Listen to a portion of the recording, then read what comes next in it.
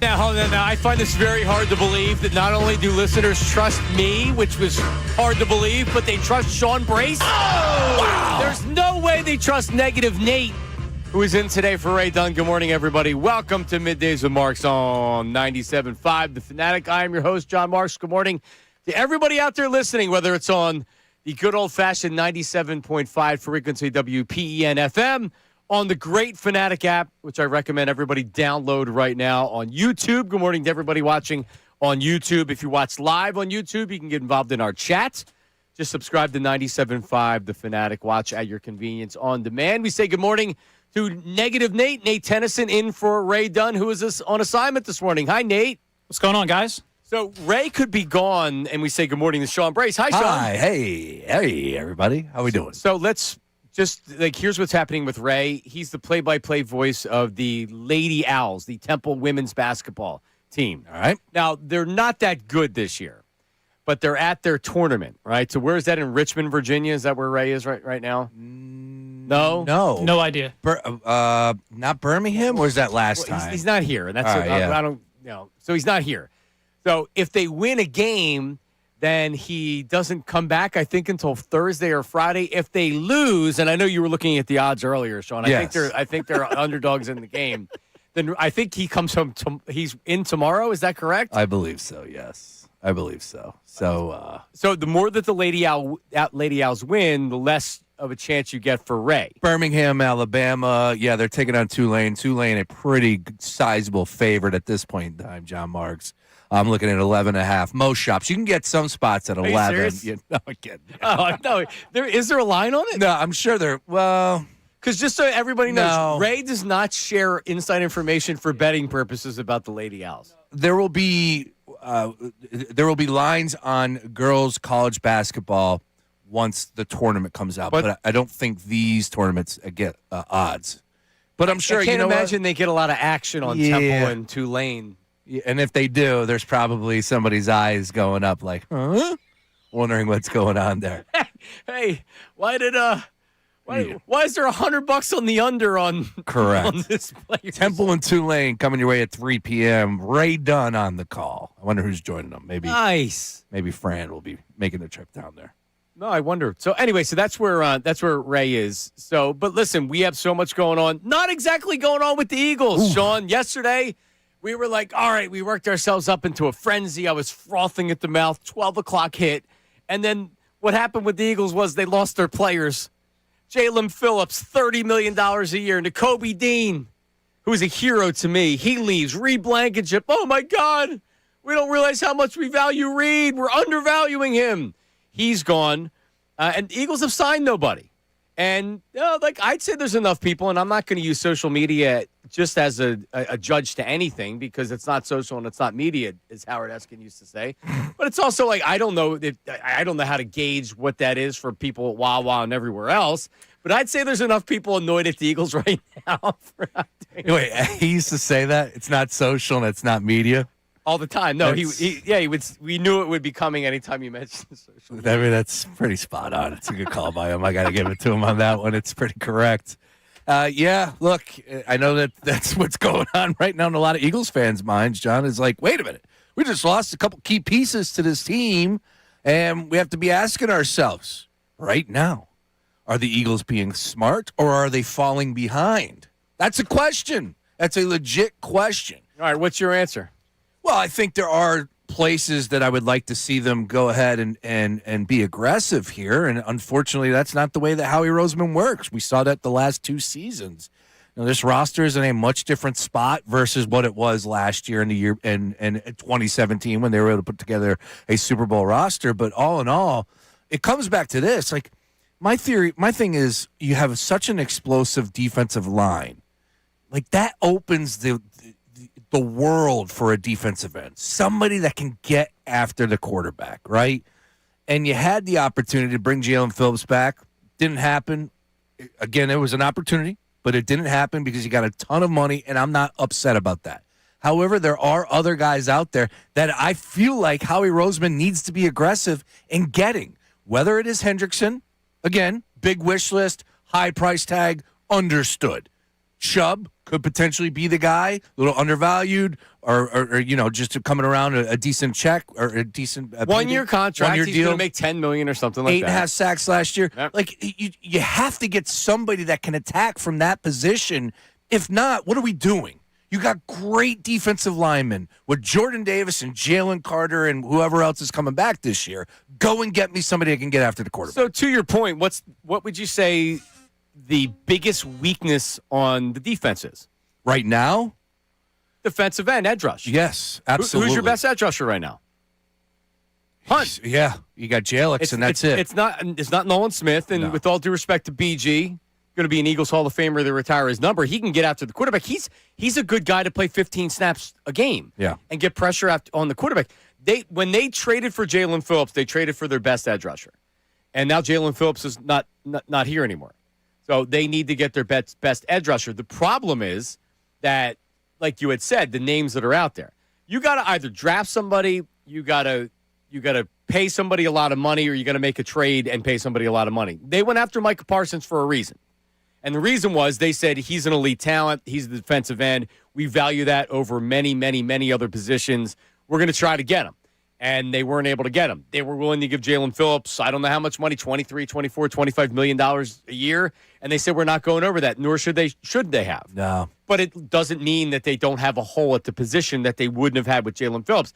So, unfortunately, Sean, it seems like you're going to get the duct tape fix this year, which is, okay, here's the duct tape right here. Here's Bradley Chubb. Put some duct tape around him. You bring this year's whoever. Yeah. What was his name from the Giants? Ojulari, or I'm saying his name wrong. All right. Like the guys that they brought in on 1 year contracts and didn't do anything. Okay. So that's what you're going to do. Oh, understood. And I do want to focus a little bit on the fact of this roster that is currently intact, and it's really good at some positions. So I'm not trying to say that this is a disaster. I'm just looking at a position of need, number one. Number two, a position that really faltered down the stretch last year, including in that 49ers playoff game where they were unable to get after Brock, Bleep, and Purdy.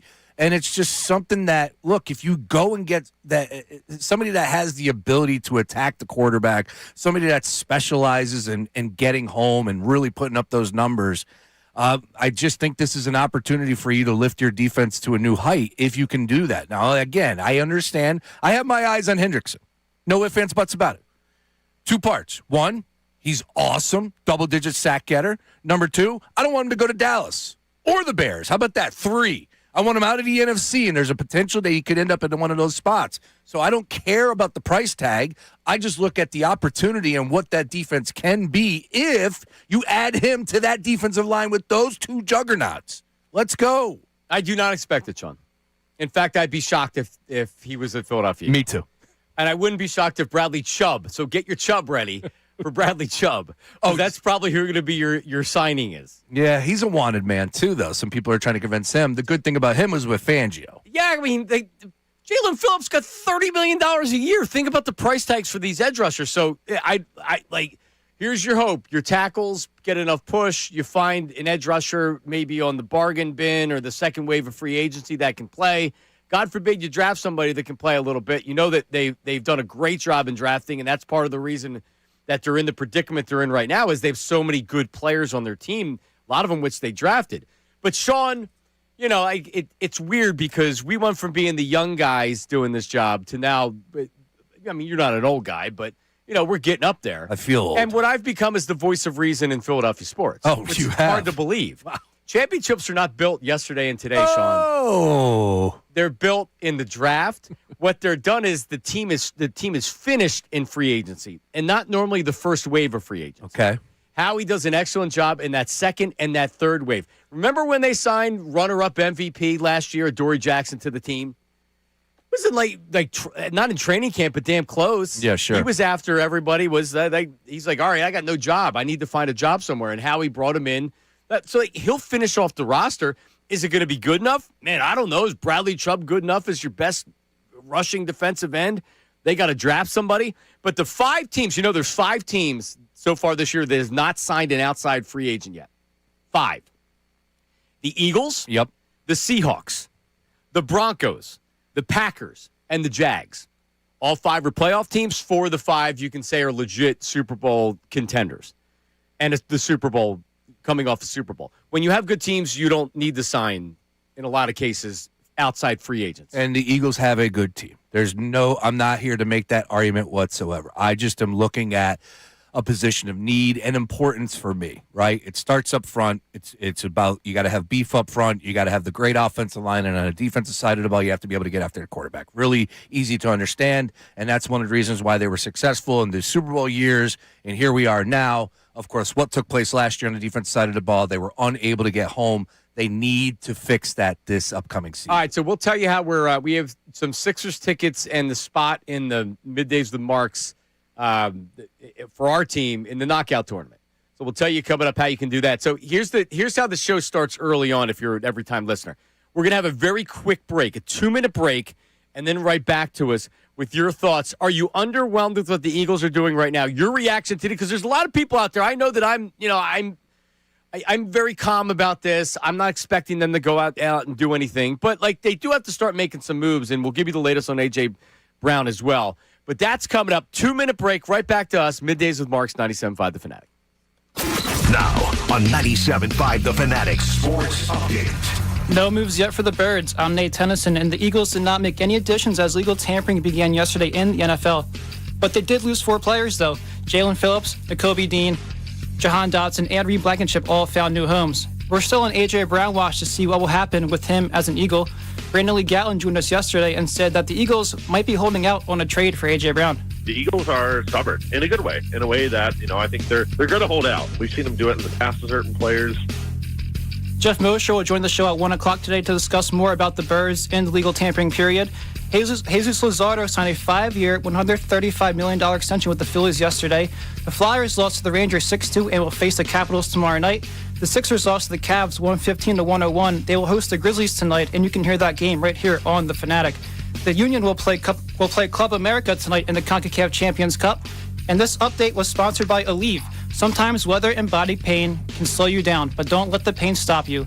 With just one pill, Aleve provides up to 12 hours of pain relief so you can keep moving. Use as directed. I'm Nate Tennyson on the home of the Flyers, the Sixers, and the Union, 97.5 The Fanatic and The Fanatic app.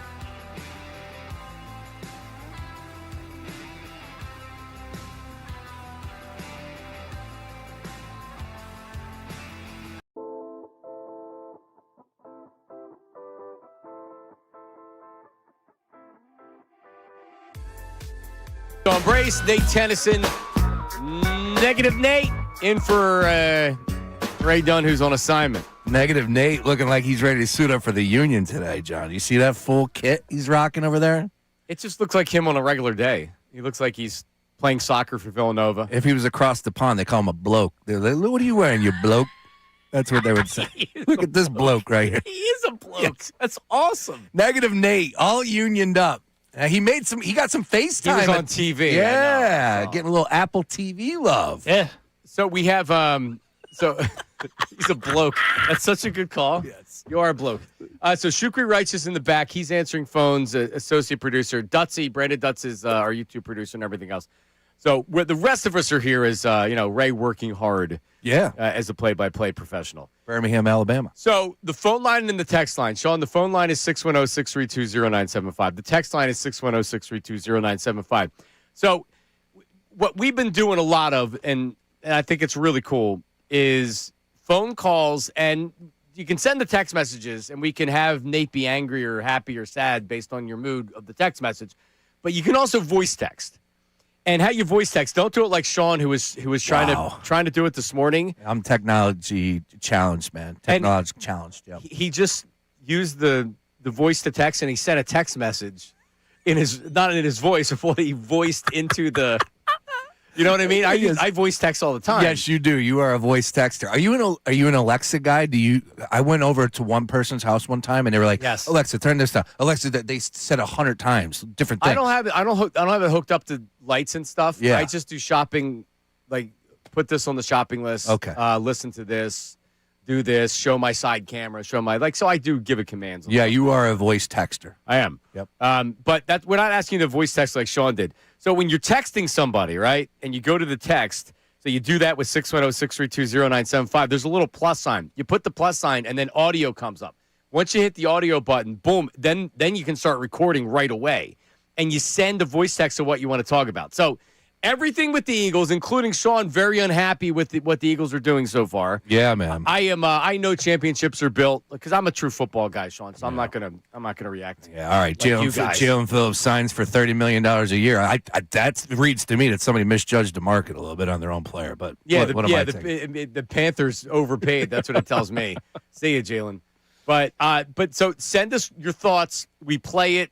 What do we ask, Sean, of when you send it? Your name, right, your location, and I would love occupation. I think it adds a little flavor to the conversation for us and brings a little something out about you as well. It's not like ASL, remember, in early days of America Online, age, sex, location. The door opening. It's ALO.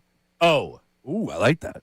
Age, location, occupation. ALO. Nice. With everything, but in particular for today. So we told you, all right, so here's how you can win the spot in the knockout tournament and the tickets to the 76ers game that night. So we all love parody songs. I have a parody song for Nate today. Whether it's the Middays with Mark's podcast review, or the news at noon today with Nate Tennyson, whatever it is, songs about us, the best song every day sent to the voice line, sent to our text line with a voice memo, will qualify at the end of the week. You get the tickets. Well, no. So every day we have a winner, and then at the end of the week, we'll have the best of all of them. That's right. All right. So for today, whatever you want to do, voice text, the best voice text of the day, parody song or whatever, or just song wins it. Make sense? I love it. All right. Makes sense. Nakobe Dean leaves. Reed Blankenship leaves. We knew Jalen Phillips was leaving. We talked about that yesterday on the air. But Nakobe Dean signs later. Reed Blankenship signs later. I did see a lot of people, and I even saw Les Bowen with Nakobe Dean's contract say, well, that's not something the Eagles could have done. No, it's not something the Eagles could have done. It wouldn't have been smart to do. Reed Blankenship, 3 years, $24 million. I think he's a good player. The Texans aren't dummies. They have a very good defense. That's a good signing for them. They got a guy that they value. That Reed Blankenship's not going to go to an average team and make the defense better. Reed Blankenship's going to go to a good defense and be a good defensive player. They also don't have the other salaries on the team that they're paying right now like the Eagles do. So the Blankenships and then the Kobe Deans and those type of guys, it was last year it was Becton, Isaac Seomalu. Vitae left. You get these players that you draft that were inexpensive. You can't pay everybody. They go out in free agency and they make their money. So I have absolutely, positively no issue with any of the free agents leaving. Nakobe Dean was too much. $20 million guaranteed. There's a lot of money that's invested into this roster already. And plus, we already went down the holes that they have to fill. I just did not see that would be. They signed Zach Bond last year. That correct. Was I didn't see that would be in the cards. $20 million. Great job on Nakobe. I know we'll talk a little bit more about why he deserves to have his jersey retired. Just pop him in the Ring of Honor right here, right now. Reed Blankenship is an interesting one, though. And I know he got a decent payday, but I felt like they could have matched it. Now, again, I'm not in the film room. I'm not breaking it down. But to the naked eye, I thought Reed played the position really well. Remember, he was drafted. Was he undrafted? Undrafted, excuse me. From day one, right in here with the Eagles, proved his worth, and every single season played really well. I thought that would have been something that they could have kept him in and just, keep that defense, especially in the secondary, rolling, because that is definitely a strength for this team. I'm not losing sleep over losing Reed Blankenship. However, it did seem like that would have been a deal that they could have made. Nakobe Dean, no. Sorry. Jalen Phillips, absolutely no. I'm not losing sleep over Dotson. Good luck. Oh, yeah, sorry. I didn't even mention that. Good luck, John Dotson down there. Nice grab by the folks in Atlanta. But Reed Blankenship is definitely an interesting one. I would like to hear a little bit more on why they did not decide to match. They drafted Makuba last year in the second round. Understood. Quinyon Mitchell's going to make $30 million a year. Cooper DeJean, who you don't get that fifth-year option on, is going to make $25 million a year. Eagles offensive line. You can pay Lane Johnson. You can pay Tam Jurgens. You can pay Landon Dickerson. You can pay Jordan Mailata. That right tackle is not somebody you can pay all that money. So that's why Steen's there instead of Becton. That's why they're going to have to rotate guys in. If Steen becomes a free agent and he's going to make $10 million a year, Steen's not going to be back here, right? Yep. So that's the same thing with the secondary. You're not going to be able to pay everybody. I understand it. I just would like to hear a little bit more on maybe.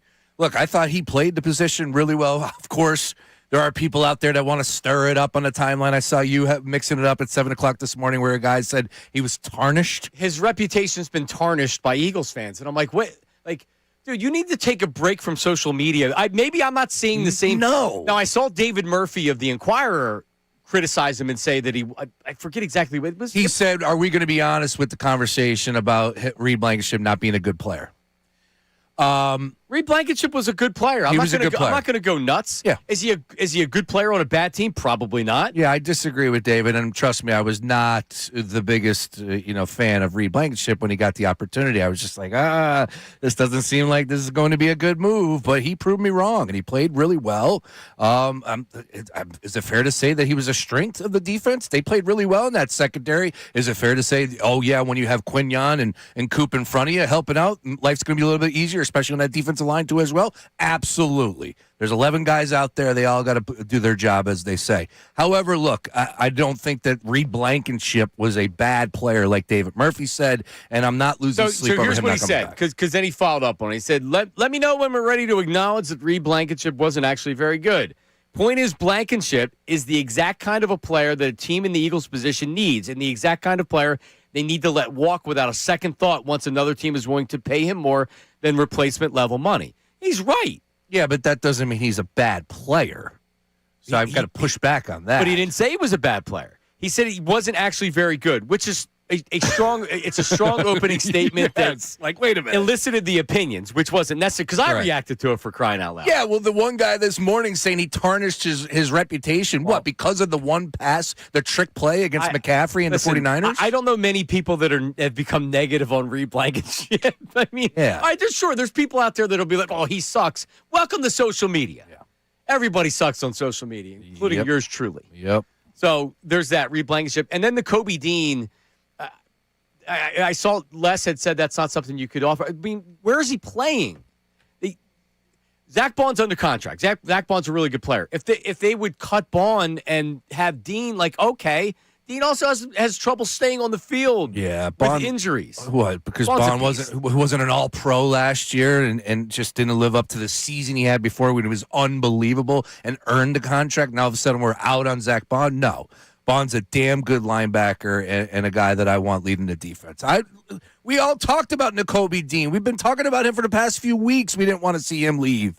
but the writing was on the wall. You knew that he would get a payday, and I'm just really happy that A, he didn't end up with the Packers, and B, the Dallas Cowboys. So how about that? And we'll bring that. We got some text coming in, but it seems like the money was similar with the Cowboys and the Raiders, and he went with his gut, which was the Raiders. My girl Jane Slater said that. So Jane Slater's been killing it on the Cowboys. She's money. So let me get this straight. So the Kobe Dean would rather go and play for a horrible organization like the Raiders that are terrible and have the first overall pick, as opposed to going to the Cowboys that had similar money. And say what you want about the Cowboys, they're the Cowboys. And they're on national TV all the time. And everybody's talking about you. And they have a defensive coordinator who is just an assistant coach on the Eagles that everybody loves. But he went with the Las Vegas Raiders. Maybe he likes slot machines, or maybe Sean Brace. The Kobe Dean was drafted by the Philadelphia Eagles. He won a Super Bowl with the Philadelphia Eagles. And there's no damn way he could see himself, at least right now, signing with the Cowboys. So he's coming into Philadelphia 4 times in his career. How many more? Every single season as a Dallas Cowboy. And you know what? That means something to me, brother. Oh, I'm right there with you. When I saw that report from Slater, as I just brought up, it honestly made me feel good inside about the Kobe team moving on. And that's not something I wanted to see. We knew that it was going to happen, but him ending up with the Vegas Raiders, again, out of the NFC, period, end of story, but not going to, of course, the Dallas Cowboys. He really did give us that departing gift. And that's the thing that I'll be thinking about the most, especially next year when he's out there suiting up for the Raiders. Yeah, and you said the Packers, too. He's a good player. Now, the Packers, you're right. Zaire Franklin was a trade over the weekend, so that could have taken him out of the running. But there was consideration, at least in the previous 2 weeks, about having him on the inside and Micah Parsons on the outside, and that is a heck of a duo. Yep. So go to Vegas. I will tell you, I thought Vegas ripped it up day one. I like what they did. Attack defense, offensively with the offensive lineman, number 3 as far as free agents concerned, protect the young quarterback. I like what they did. Yep, your guy Mendoza. I'm a Mendoza guy. You're going to have to tie yourself to him now. I'm buying the Mendoza stock. I'm all in. I'm not buying anything. I know you're not. Negative Nate, Mendoza? I'll buy it. Ooh. All right, yeah. Yeah, you can buy it all you want. Yeah, team up on that one. Okay. All right, what do we got on the text line, Negative Nate? Yeah, no name on this text, but it says the roster holes are going to put Howie in a spot where he's drafting for need, and that is not his strength. I mean, it's a decent point, but teams always draft for need. Let's be sure. They like to say, oh, best player available. Okay, best player available at a position of need.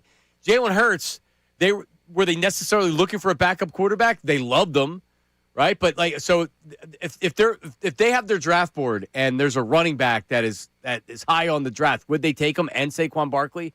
Would they take a quarterback if he was high on their draft board instead of taking a wide receiver or an offensive lineman? I mean, no. They're going to have to draft for need. And what's the need going to be? Offensive line, defensive line, tight end. Yep. Yeah, to me, the biggest worry I have is tight end.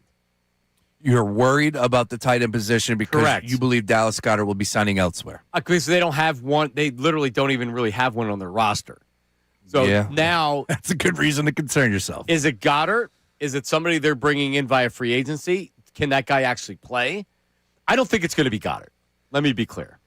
It doesn't feel like to me Goddard's coming back. It does feels not. like Goddard's going to get a paycheck somewhere. It does not feel like that to me either. It feels like somebody will overpay and give him a little bit more than the Eagles would. But, there's a part of me that wants to walk that back and believe they want to keep this going in the right direction. And he's a big piece to the puzzle with the numbers that he threw up last year. Could they get better at that position? Again, I throw my hands up in the air because I want to know exactly what Manning's going to run. I want to see this system. I saw some people floating out the idea of Will Dissly. Dissly is not a Dallas Goedert model. He is more of a run blocker. He can catch the football. He's had a pretty good career with the Seahawks. And then last year he was with, I apologize, Dissly was with what the heck was he with last year? He spent 6 seasons with the Seahawks. He was drafted by them.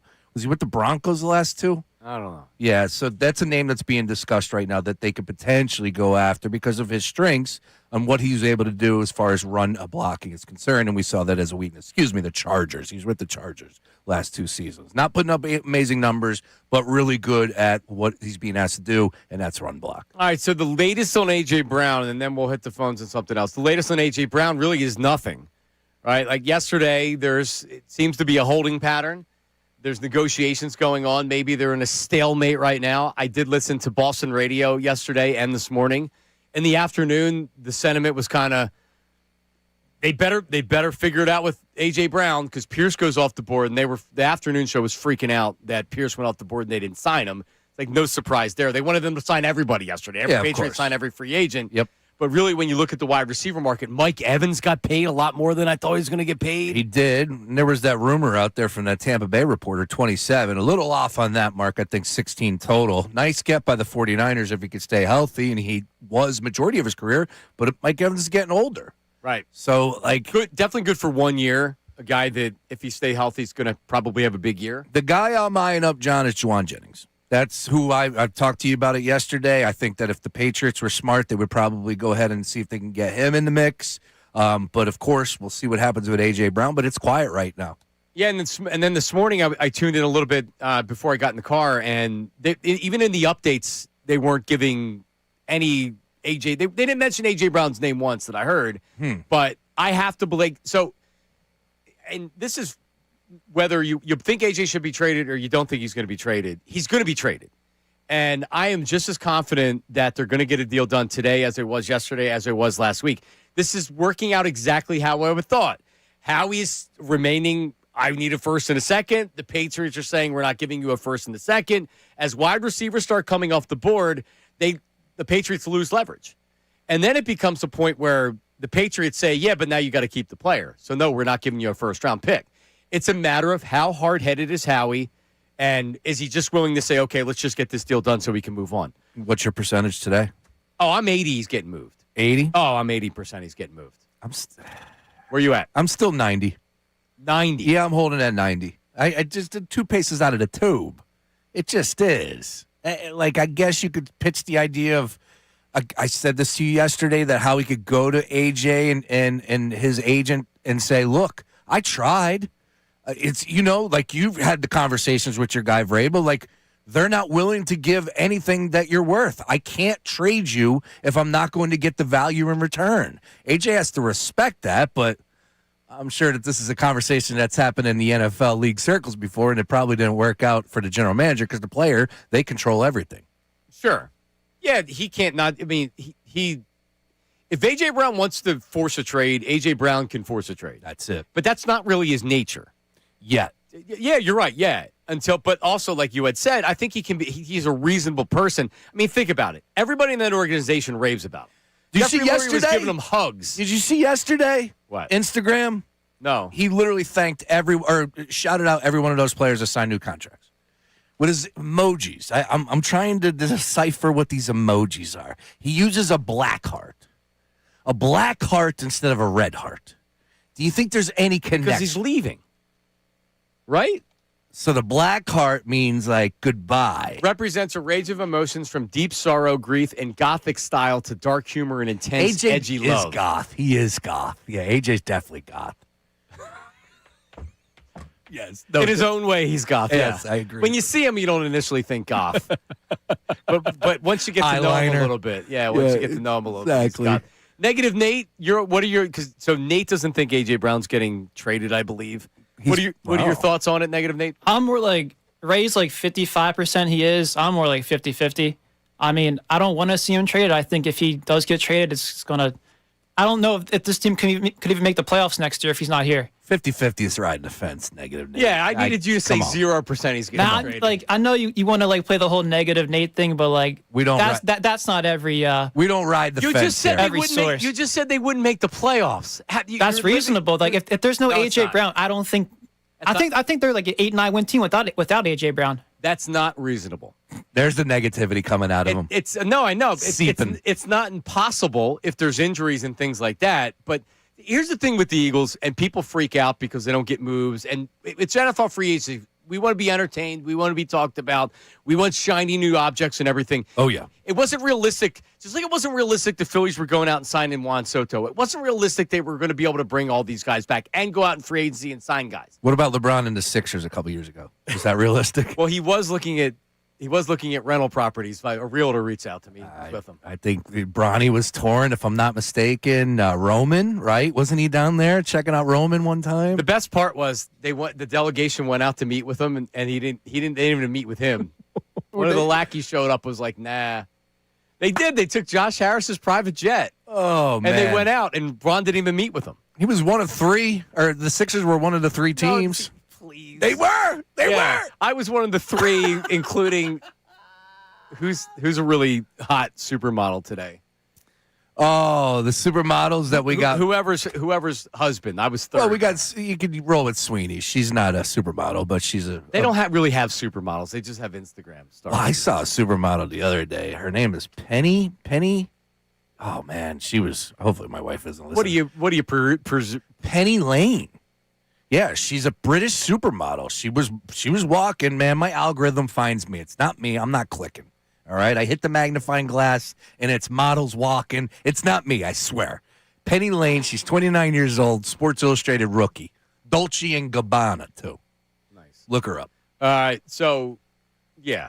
Herb's on the line, by the way. Speaking of supermodels. There you go. Herb from Northeast Phillies on the line. Oh, a lot of people will point out this contest he was in for a caller of the year somewhere ended yesterday. And he was given the ultimatum not to call in or he would not be eligible for the contest. Wow. The ultimatum. Who's making that? So, truth be told, he did try to call in anyway. Okay. It was the day our phones went down. Were you working the day the phones went down? Because it's happened many times. Okay. No. He's texting me. I'm trying to call, but it's just ringing and ringing and ringing. And I was like, all right, whatever. I don't like rules, Herb. I don't like rules. But yeah, as Herb pointed out to me in a text message, that he is loyal to me because some of the other people. Here's what I learned about callers, and I learned it here the first time. We had Fanatic callers that didn't follow me to WIP. All right. Sean from Pine Hill continued to call the Fanatic, and that's a name I haven't heard and in forever. wasn't listening to me over there until he then bailed on the other afternoon show, and then he was listening and he tried calling in a couple times there. But like you have, He's still delivering fruit. I'm not exactly sure. He called in here, I think, when you were on the air. That's no? a crazy gig because he was pushing fruit down in Center City. That's a tough place to drive around in that big rig. I would not. I would not want to do that. But anyway, so you have the callers that are kind of loyal to the station, and then you have callers that are loyal to the host, right? Which, like, whatever, I'm cool. But Herb's followed me. Yep. Here. Put that on the board. Cool. I was awarded him in the divorce. I thought I was getting more custody. Okay.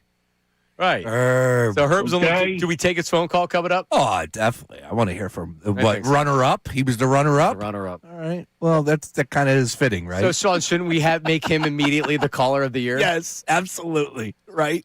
Did we make an official announcement? Can we get a press release out? Yeah. Herb from Northeast Philly is 97.5 The Fanatics caller of the year. I love it. You're the winner. But he's calling. Because you know what? A bunch of the other guys, Chuck from Mount Airy's called me here, so I appreciate Chuck. But a bunch of the other guys, crickets. They text me and whatever, and it's like, oh, you don't listen to me. You don't text me. Even if you're not calling in because you're scared to lose your status. I'd love to just get him on the voice. OG Wade, Justin from 10, all the guys. Yeah. No, they're not listening. They're not texting me. That ain't right. Kenny from the Dirty 30 listens. He texts me. I said, dude, you can call him whenever you want to because he's loyal to the host. And Kenny's my friend. And that's a foundational piece, if I'm not mistaken. All right, coming up. 610-632-0975. 610-632-0975. Herb from Northeast Philly, the tease that everybody's been waiting for. Nate, are we getting any voice memos about the parody songs? Because I have one for you. I saw 2 voice memos came in that Shukri's grabbing right now for me. Okay, there you go. We'll go to the voice lines and the phone lines coming up next. Middays with Marks, 97.5, The Fanatic. All right, let's talk about my hair, and I'm actually wearing a hat today. You know why? Because my hair's long. And it's too long. And when it gets too long, I don't like the way it looks. So on Friday, I'll head up to the razor bar because they're busy all week. I'll get the haircut. But that's exciting because you go and you get your hair cut and you love the way your hair looks. And that's Morgenstern Hair Restoration. And yes, the same hair team that did my hair transplant, the team at Morgenstern Hair Restoration. And it's really about success and experience, right? Like you wouldn't want to go to a place that doesn't have a lot of success, that doesn't have a lot of experience. You want to go to a doctor that's just out of med school. But now, of course, you want to go to the person that's going to be the best and do the best job, right? And that is Morgenstern Hair Restoration. And right now, all right, they're offering a free Alma-Ted treatment with your procedure. That's $1,000 value for free.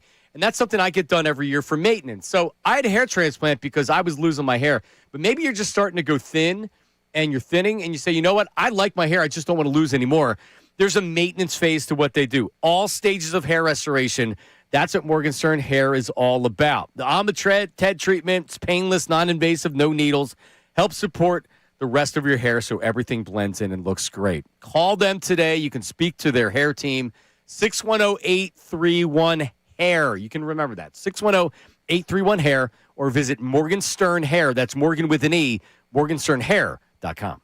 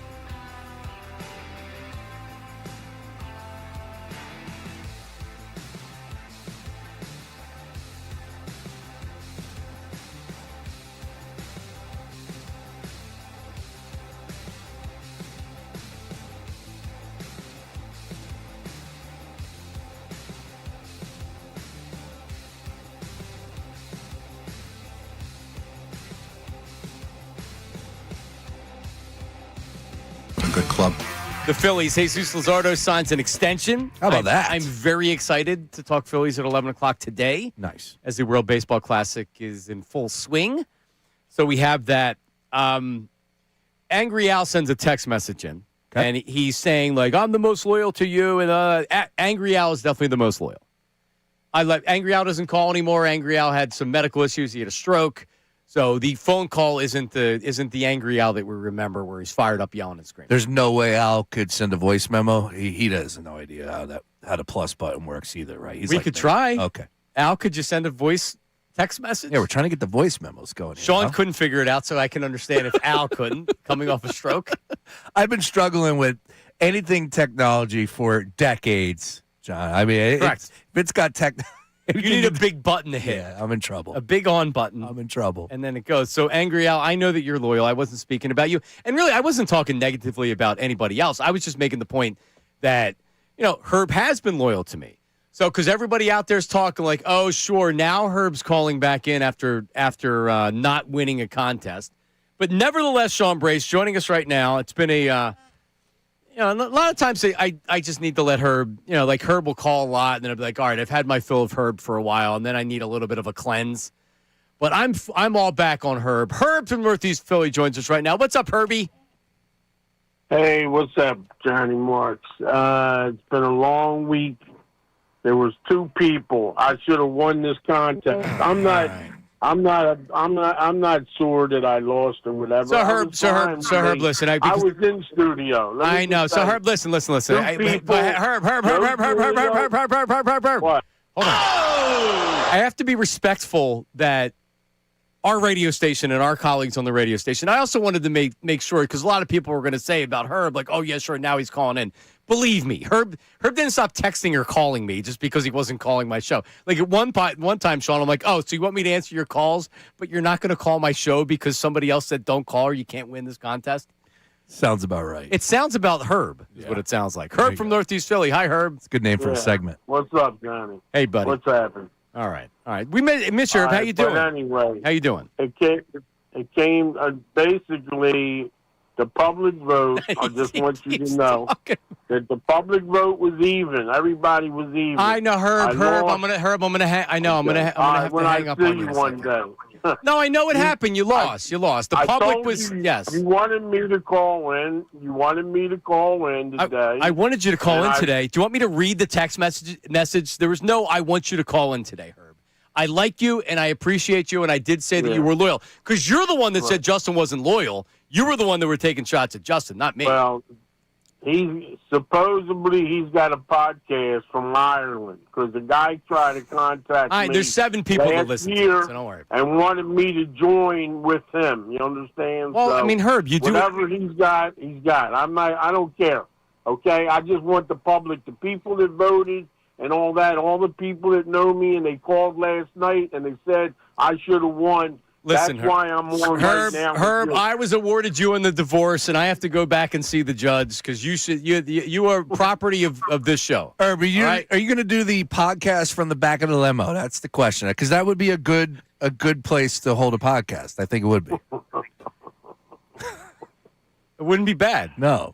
Herb, do you still drive a limo, or are you doing any freelancing? Yeah, I do it. I do it. I still do it. Sean, listen. Yeah.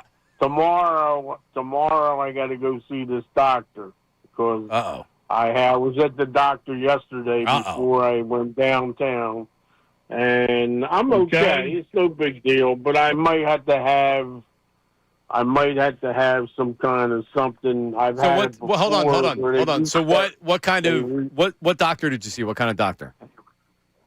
Well, the doctor I'm supposed to see, my cardiologist. Cardiologist. So they're worried about they call the electrical doctor. They're worried about your ticker? Yeah, I got something in there that you do have a good heart. Ablation. You know what you ever heard of an ablation? I was blazing for most of my 20s and 30s. Yeah, blazing a lot these days. Yep. Something irregular with your heart. So my dad, it was actually when I worked with Sean. Do you remember this? My dad had sudden cardiac arrest. Oh, man. When I was on the air. And my mom called me Liz called me during the break and said, your dad just collapsed. He got rushed to the hospital. And I left, and I went to the hospital not knowing if he was going to be alive or not because he wasn't breathing. Told you blazing. I don't remember that. Sudden cardiac arrest, it's what happened to Bo Kimball. It's when the brain and the heart stopped communicating, and his heart just stopped. He didn't have a heart attack. He just had cardiac arrest. Luckily, my mom gave him chest compressions until 911 came in like 4 minutes. And it saved his life because you just need the defibrillator. You got to know how to do CPR. Everybody should know how to do CPR. I said Bo Kimball. Hank Gathers passed away. There's actually a 30 for 30 that's out right now on ESPN with Hank Gathers because they didn't have the defibrillators in all the gyms and stuff. No, yeah. So I hope you're okay, Herb.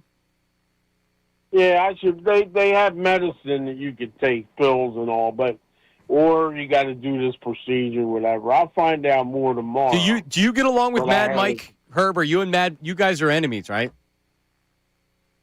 Yeah, like sort of, I guess. I mean, I know he calls your station, right? He's on hold. I'm running out of time. Otherwise, I might put you on the air together. I mean, there's certain people. I want to say something to. You just said what's his name had a stroke. Angry I hope Al. you get well. Take Angry your Al. time. Yeah, Angry Al. Take your time. Take your one time. day at a time. That's it. I don't know. I'm just saying you'll be fine. Herb went through some bad medical stuff and all that. Not long ago. All right, Herb, listen, we're up against it. Herb went through some major medical stuff last year, and he was sending me pictures from the hospital room with tubes up his nose and stuff. Oh, man. Getting old sucks, man. Point blank. It sure does. Like, trust me, I'm working out in the morning, and I'm like, oh, I'm miserable. But, like, in the back of my mind, I'm like, dude, I'm very lucky that we can do this sort of thing right now. We just need HGH, and we'll feel better.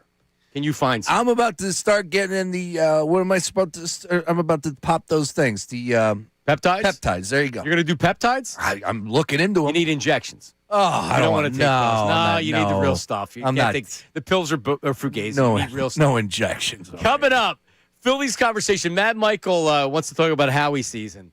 But Phillies conversation, Jesus Luzardo, a big contract. Do you like it? And it sets the Phillies up. Their rotation is looking good. That's coming up next. Middays with Marks, 97.5. Now on 97.5, The Fanatic Sports Update. No moves yet for the Eagles. I'm Nate Tennyson, and the Eagles didn't make any additions as legal tampering began yesterday in the NFL. But they did lose 4 players, though. Jalen Phillips, Nakobe Dean, Jahan Dodson, and Reed Blankenship all found new teams. We still remain on A.J. Brown watch to see what will happen with him as a Philadelphia Eagle. Brandon Lee Gatlin joined us yesterday and said that the Eagles might be holding out on a trade for A.J. Brown. The Eagles are stubborn in a good way, in a way that, I think they're going to hold out. We've seen them do it in the past to certain players. Jeff Mosher from Inside the Birds will join us at the 1 o'clock. Jesus Luzardo signed a 5-year, $135 million extension with the Phillies yesterday. The Flyers lost to the Rangers 6-2 and will face the Capitals tomorrow night. The Sixers lost to the Cavaliers 115-101, and they will host the Grizzlies tonight. You can hear that game right here on The Fanatic. The Union will play Club America tonight in the CONCACAF Champions Cup. And this update was brought to you by Vredestein. Rain or shine, drive with confidence on Vredestein tires from Tire Rack. Vredestein tires deliver precision handling, dependable traction, and quiet comfort. Shipped fast and free with 2 years of free road hazard protection. I'm Nate Tennyson on the home of the Flyers, the Sixers, and the Union. 97.5 The Fanatic and The Fanatic.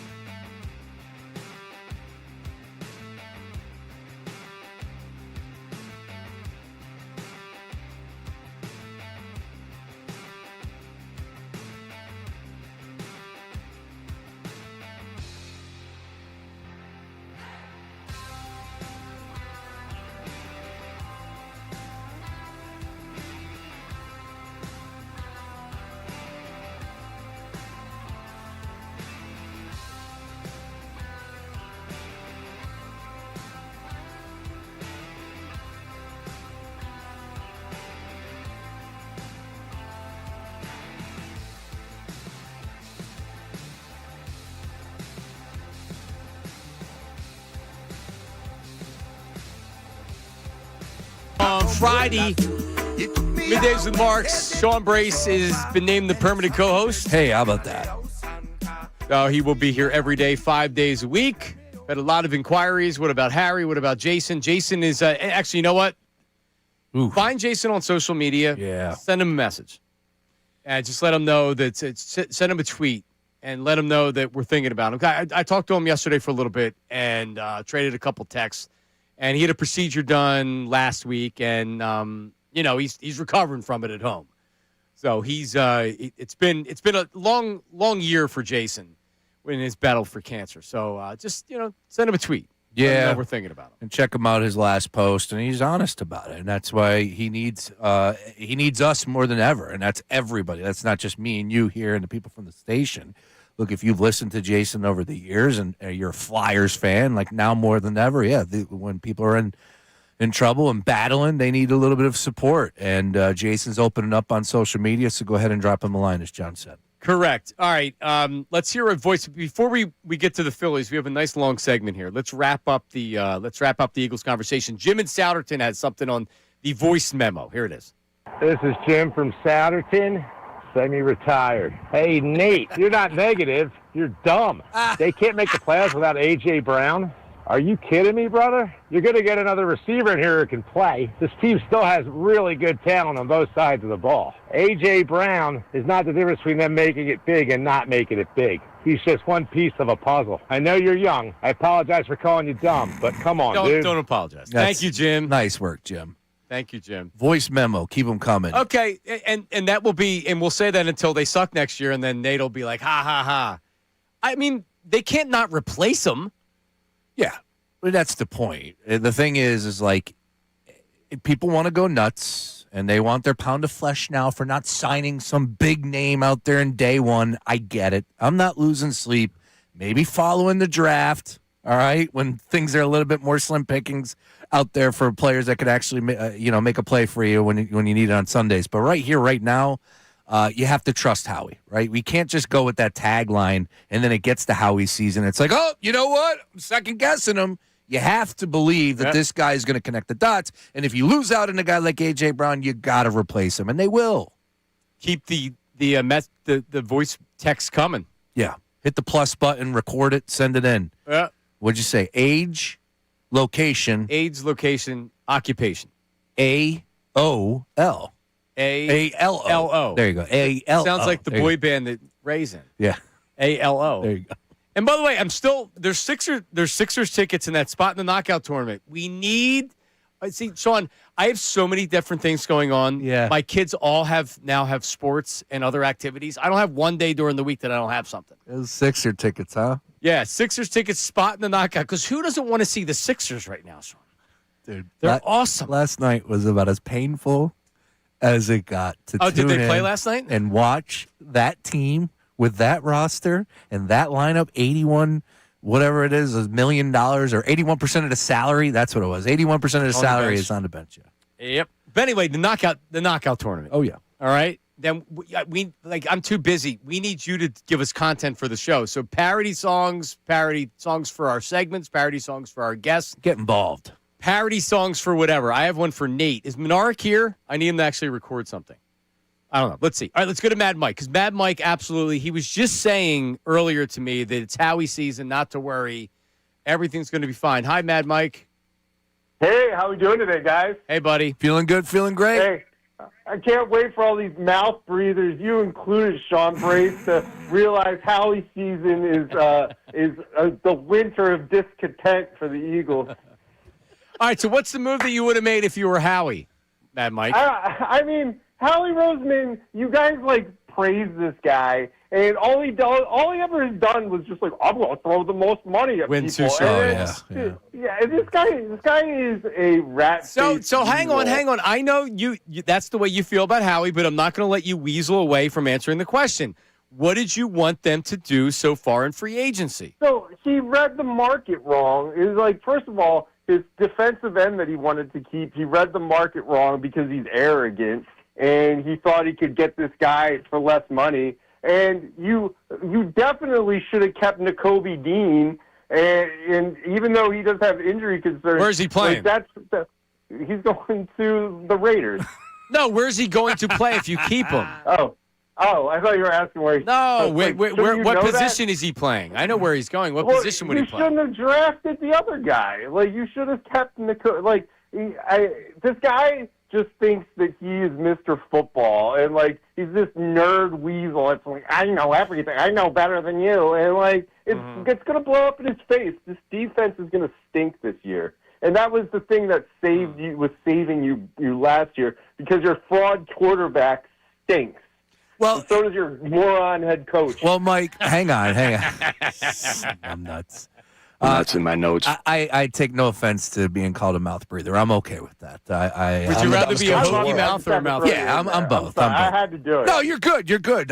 Trust me. I'm right there. I get it. But the guy has been to 3 Super Bowls in 9 years, right? It's not even 2027. It's 17. Do the math there. I know you can do that. It's a pretty successful run as a man. 2022 Super Bowl doesn't count. Oh, yes, it does. And Don Guanella School for the Blind all year long and got to the Super Bowl and got whacked. And I'm not buying that. We can disagree on that. Here's the thing I would just say about Howie Roseman and misreading the market. Look, there's always going to be a team in day one that's going to overspend because they are a bad team. So they got to pay the bad team tax. Did he misread it to the point that we thought maybe he wasn't getting $30 million and he'd be at least in the conversation? Possibly. But misreading the market there's no consequence. They didn't sign him. What I mean? He thought he was worth $20 million a year. He was off by $10 million a year. What does that mean? Yeah, we never heard hurt the team. And we've never heard Howie point blank say these words out loud. But also, it hurts the team if you pay him. If you overpay him, he didn't. So it doesn't even matter. You just want to complain about him, Mad Mike.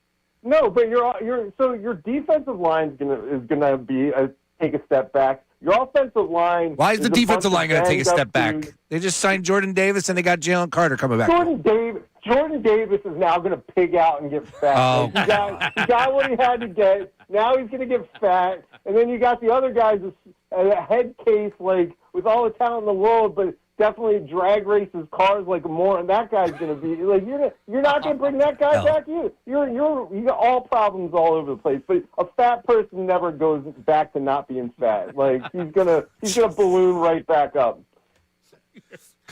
You're the best, man. All right, so listen, if Herb's the top caller on our show, you're number 2. So we only have 2 callers. By the way, Herb is like melted ice cream. He's like the human form of melted ice cream. If melted ice cream was a person, that's Herb. Like, I've met him, and like I can't listen to him on both stations pontificating nonsense. Like, it's ridiculous. All right, yeah. Thank you, Mad Mike. Nice work. But that's also part. Like, there's I don't know.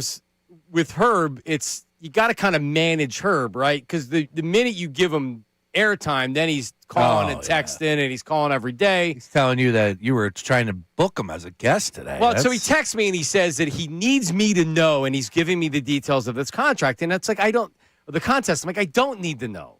I know you think I need to know. I don't. Yeah. I don't. I love that. All those people, everybody over there, I love everybody. I truly do. But sure. I love this show more. This show, this station. Yeah, we're trying to build something here. All right, we got to concentrate over here. The great thing with Herb is he doesn't understand the dynamic of it, which is why we love him. That's fine. There we go. All right. All love. So the Phillies yesterday signed Jesus Luzardo to a 5-year, $130 million contract extension, Sean Brace. Yes, looking forward to this conversation with you because I have some questions. What's your question? Well, first and foremost, and look, I've teach their own. Like, that's the beauty about what we do here. I am not a know-it-all. Ranger Suarez is pretty darn good, John. Oh, yeah? I get he's 2 years older. Should there have been more of a potential pursuit, maybe a conversation? Hey, if we're going to give Luzardo this money, should we potentially be looking at keeping Ranger here? So originally they wanted to re-sign Ranger. Ranger's price tag was too big, so they signed Chris Sanchez. Chris Sanchez is signed. He's making peanuts. Now we can't afford Ranger Suarez because Luzardo's making $11 million this year. So this is a 5-year extension. It's on a 5-year contract. Gotcha. So he's under club control for another 6 years.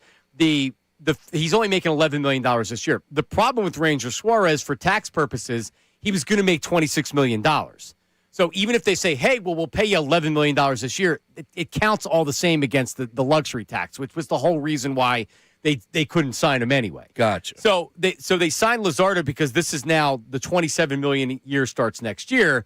But Luzardo, the Ranger Suarez has the history. He has the playoff success. Ranger's one of my favorite Phillies from this era. I mean, there's no doubt about it. Luzardo's got better stuff. Luzardo is a front of the rotation.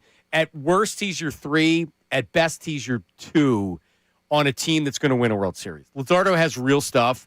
And if he can stay healthy, it's 5 years.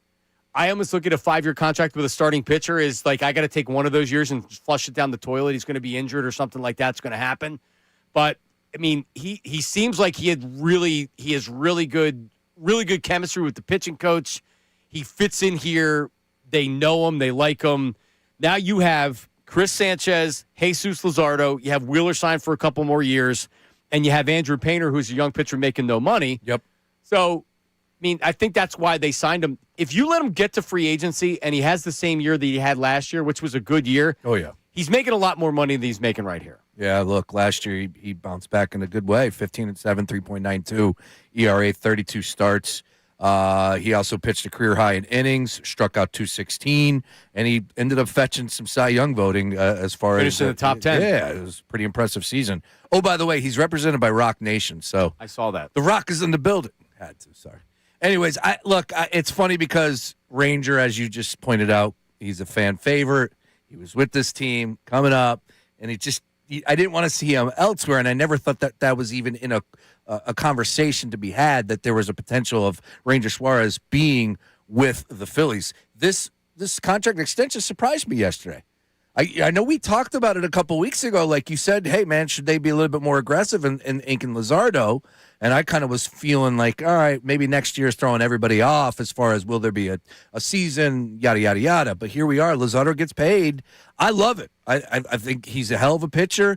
And now you are locked and loaded as far as that rotation is concerned if everybody lives up to their billing. Negative Nate doesn't think the Phillies are making the playoffs this year, I think. Wow. Is that correct, Negative Nate? Well, I mean, I had the Braves winning the NL East, but I don't think they will anymore because of all their all the PED users too. Yeah. I mean, is there one? I think second they'll finish second in the NL East. Maybe get a wild card spot. Is there one team in Philadelphia sports you think will make the playoffs? Is it the Union, even though they're 0-2? Nah, I don't think any. I mean, the Eagles next year, yeah. Out of the other 4, not this year. If they lose A.J. Brown, you're on the record that they're going to miss the playoffs next year. If they lose them. Oh, yeah, well, he's going to get traded. Yeah, he's out. You don't think he's getting traded? Honestly, I don't think so. All right, 0% chance, Nate says he's getting traded. He was 50-50 to start the show, but he's went down considerably from there. So listen to this rotation, Sean, going forward. So Wheeler makes $42 million, and he may not retire now. He had never, before when he signed this, he said, this is my last contract, I'm going to retire. But then because of the work stoppage, he actually said, I'm not really sure. Yep. You think about this. This time next year, I don't think we're going to be talking about baseball. We're going to be talking about baseball and more labor strife. Yep. Which is depressing. But so you have Wheeler, he's making $42 a year. Noah's making $24.5 million a year, and that contract's not over soon. Sanchez, listen to Sanchez's contract. It's amazing. He's making $3.5 this year. Woo! $6.5 next year. $9.5 in 2028. And then there's club options for $15 and $16 million. He cannot be a free agent until 2031. And this dude was the unanimous runner-up in the Cy Young to Paul Skeens last year. This dude is on. So you look at it, Luzardo and Sanchez are under contract through 2030. And from there, you hope Painter develops. Wheeler's not going to be around forever. Aaron Nola is going to be around, but you're probably not going to want him. And now you're going to have to get guys and whatever else. So they're set up, their top of the rotation set up. But again, shout out to John Middleton and Phillies ownership. Making it happen. Man, they're always signing these guys. They're always writing big checks. That's amazing as far as Sanchez and that number is concerned. Good grief. Yeah, I know he didn't have the best outing for his country at the WBC. Yeah. I'm not too worried about that yet. Yeah, no, I'm not worried about much anything. You know what I am worried about is Skubal. Derek Skubal going, oh, you know what? I kind of want to stay now. I don't like that. Get out of here, dude. Go home. Now he wants to stay. Yeah, it's just, I didn't think we would be the vibes down here. Yeah. Did you not see it? It's been going on since 2006. Countries enjoy playing in the WBC. Yeah, things are a little bit different than spring training. So are you betting big on Team USA? I'm not betting big. I am there's a lot of conversation, a lot of side conversation being had with the Team USA. They're very businesslike. You got the other teams that are obviously running around the bases, looking like they're enjoying the competition a little bit more. I don't care about any of that. I just want to win. And right now, you got Judge out there, Witt Jr. with an unbelievable play from shortstop yesterday. Skeens was great yesterday. It is frustrating that you get Scooble and he gives you the one start against Great Britain. It's like, dude, we couldn't have pitched you against somebody else, but that's the way it works when you are in group play. They got Italy, right, tonight? Is that what they is it tonight? Yeah. I want to say it's tonight. Yeah, they have Italy, and that's the last one, and then we move off of group stage and we get to elimination round. So let's go, and I like our chances. I know Harper's struggling a little bit at the dish, and people are starting to panic, but I've been tuned in, man. It's been fun to just wake up and watch baseball, competitive baseball from start until we close up shop late in the midnight hour, whenever it ended last night. Yeah, for sure. It's fun. Yeah. Look, it's something, I got the new 85-inch TV. John, it's honestly like the size of that mirror, that window. Is it too big, though? No, it's fantastic. Is this your main TV or is this the basement TV? No, it's the main TV in the family room. And we have like a square couch. Like if you honestly, now that it's been in the house for a week, like it's perfect. It's the perfect size. And here's the reason why I did this. Quad box. Quad box is the future. I'm trying to get it going. Show me your quad. Right, so you can damage your brain even more by having 4 things on TV at once. And your phone in your hand, so you really will have a 3-second just in case. Span. What, the daughter wants to watch Gabby's Dollhouse, all right? The son wants to watch Bluey. I give him in the top corner. She gets Gabby in the bottom. So what do you do, put headphones on them? They just watch it with no volume. I kid. No. The quad box is great because you can get college basketball. Like last night. Yeah, it's good for sports, I'm sure. Oh, it's the best. And like those quads are like 50 inches. Like the screens are just perfect. I was wondering out loud how big they were. Good size. Were you first attracted to Kelly's quads? Is that why you're? No, the quads didn't really get me. Gotta keep it moving up a little bit. Yes. From the flipper backside. Yeah. Whoa, wrong side of the body there on that one. Let's keep it moving on the other side. Yes. No, but I'm telling you, the quad box is the next level. It's the next step. And if you're selling TVs, you should have the quad box. They should. I agree. In the display. When I went to Costco to buy this TV, I asked, could I pop something on to see what the quad looks like? And the guy looked like me. I had 4 heads. Well, it's Costco, not Best Buy. You think Best Buy got quad boxes rolling? Well, no. If they, yeah. All right. If they have, because I don't know if it's a quad box, but last time I was in there was a TV that looked like a movie screen theater TV, but it's just in the box laying out. It's not hanging up because they're not that much. No, they're not. Crazy. Like literally the only thing that's gotten cheaper as we've gotten older, televisions. That's it. Yeah, I got from my wife's office, I got her, but it was like I measured the distance and then I measured the size of the wall because you don't want to get something too big and it's like you'll get used to it. All right, you'll damage your eyesight even more. But I got the TV is way too big. So now we're going to have to put the TV from our bedroom down in our office and then put the big TV up there. And it's not like I don't know if you have, I still have cable. No, I got YouTube TV. Yes, I still have cable, but they're all smart TVs, so we won't get a box for it. We'll just use the no box. The last thing is I had somebody come down and install it for me. There's no way. First of all, you can't hang it by yourself. It's too big. It's like flimsy. So the guy installs it. I says, is this the biggest TV you've ever installed? He said, no, I put a 95-incher in some dude's bedroom. And I go, a bedroom? He goes, it was the most ridiculous thing ever. I was like, was this a big house? He's like, no. It's a small little townhouse. And here's this maniac putting a 95-inch TV. Oh, and you didn't hang it yourself? Hell no. You don't have the skills to mount it? And I don't trust myself. That thing was 100 pounds. That thing comes off the wall. It's killing somebody. Good grief. All right, coming up, the 76ers. Do we have to? We didn't mention them yesterday. I know. They're playing again tonight. I did it last night. I did the post game. We had a ton of people watch. I bet you did. Well, I was actually thinking, like, damn, Sean's got to do post game. Like, oh, no, people are probably pissed. Yeah, but we'll get into it. How pissed can you be? Well, it's about the organization. All right. That's coming up next. And also, Magic City Night's been canceled by the NBA. Middays with Marks, 97.5 The Fanatic. Now, on 97.5 The Fanatic Sports Update. Still waiting on a move from Howie. I'm Nate Tennyson, and the Eagles did not make any additions as legal tampering began yesterday in the NFL. But they did lose 4 players, though. Jalen Phillips, Kobe Dean, Jahan Dodson, and Reed Blankenship all found new teams. We still remain on A.J. Brown watch to see what will happen with him as an Eagle. Brandon Lee Gatlin joined us yesterday and said that the Eagles might be holding out on a trade for A.J. Brown. The Eagles are stubborn in a good way, in a way that, I think they're going to hold out. We've seen them do it in the past to certain players. Jeff Mosher will join the show at 1 o'clock to discuss more moves that the Eagles can make and what they will do in the next few days. Jesus Luzardo signed a 5-year, $135 million deal with the Phillies yesterday. The Flyers lost to the Rangers 6-2 and will play the Capitals tomorrow night. The Sixers lost to the Cavs 115-101. They will host the Grizzlies tonight, and you can hear that game right here on the Fanatic. This update was brought to you by ExpressPros.com. When production shifts, your workforce has to keep up. Express Employment Professionals is your best resource for hiring. Find your local team at ExpressPros.com and hire differently. I'm Nate Tennyson on the home of the Flyers, the Sixers, and the Union, 97.5 The Fanatic and The Fanatic.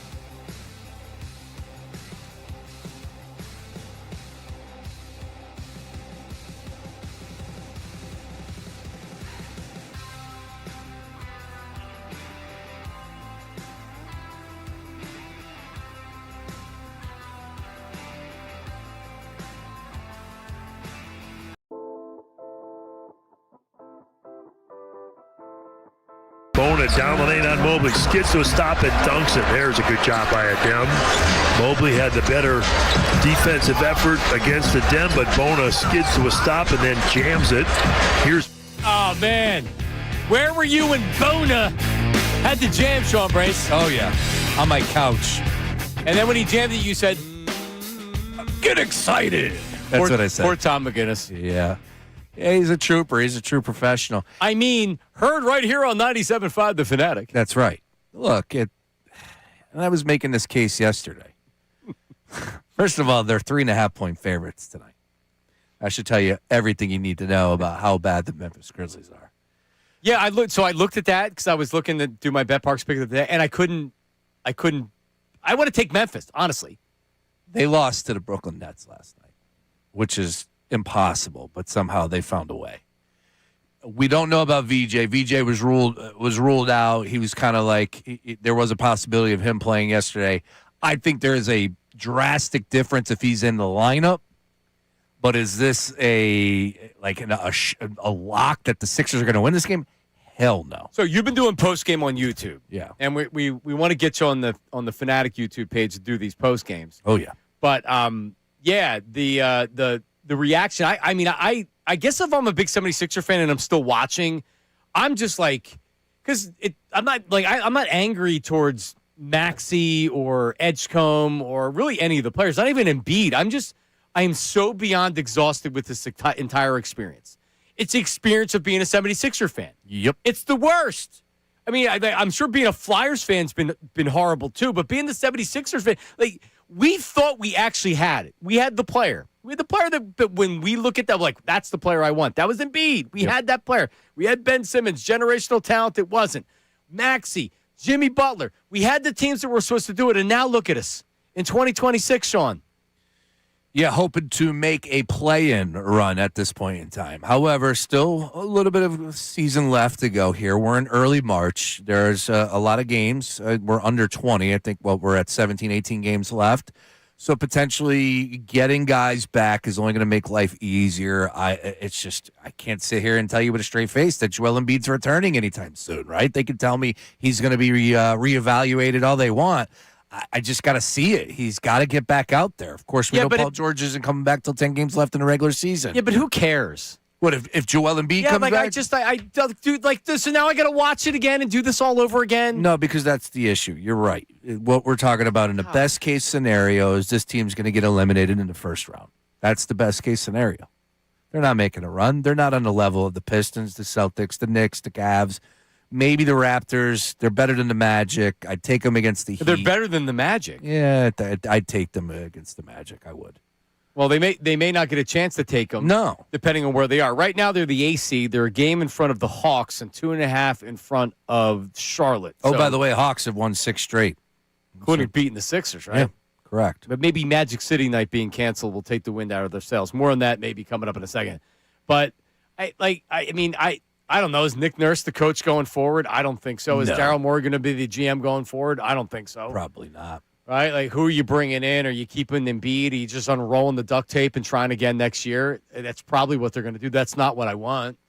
Yeah, I think Bob Myers is, as soon as you can get the baton to Bob Myers and allow him to assess the situation and hire what he needs to think or who he thinks is the right hire, I think that's probably the best case scenario for this franchise, because this is they're in a tough spot, and I feel for all of us Sixer fans. I really do.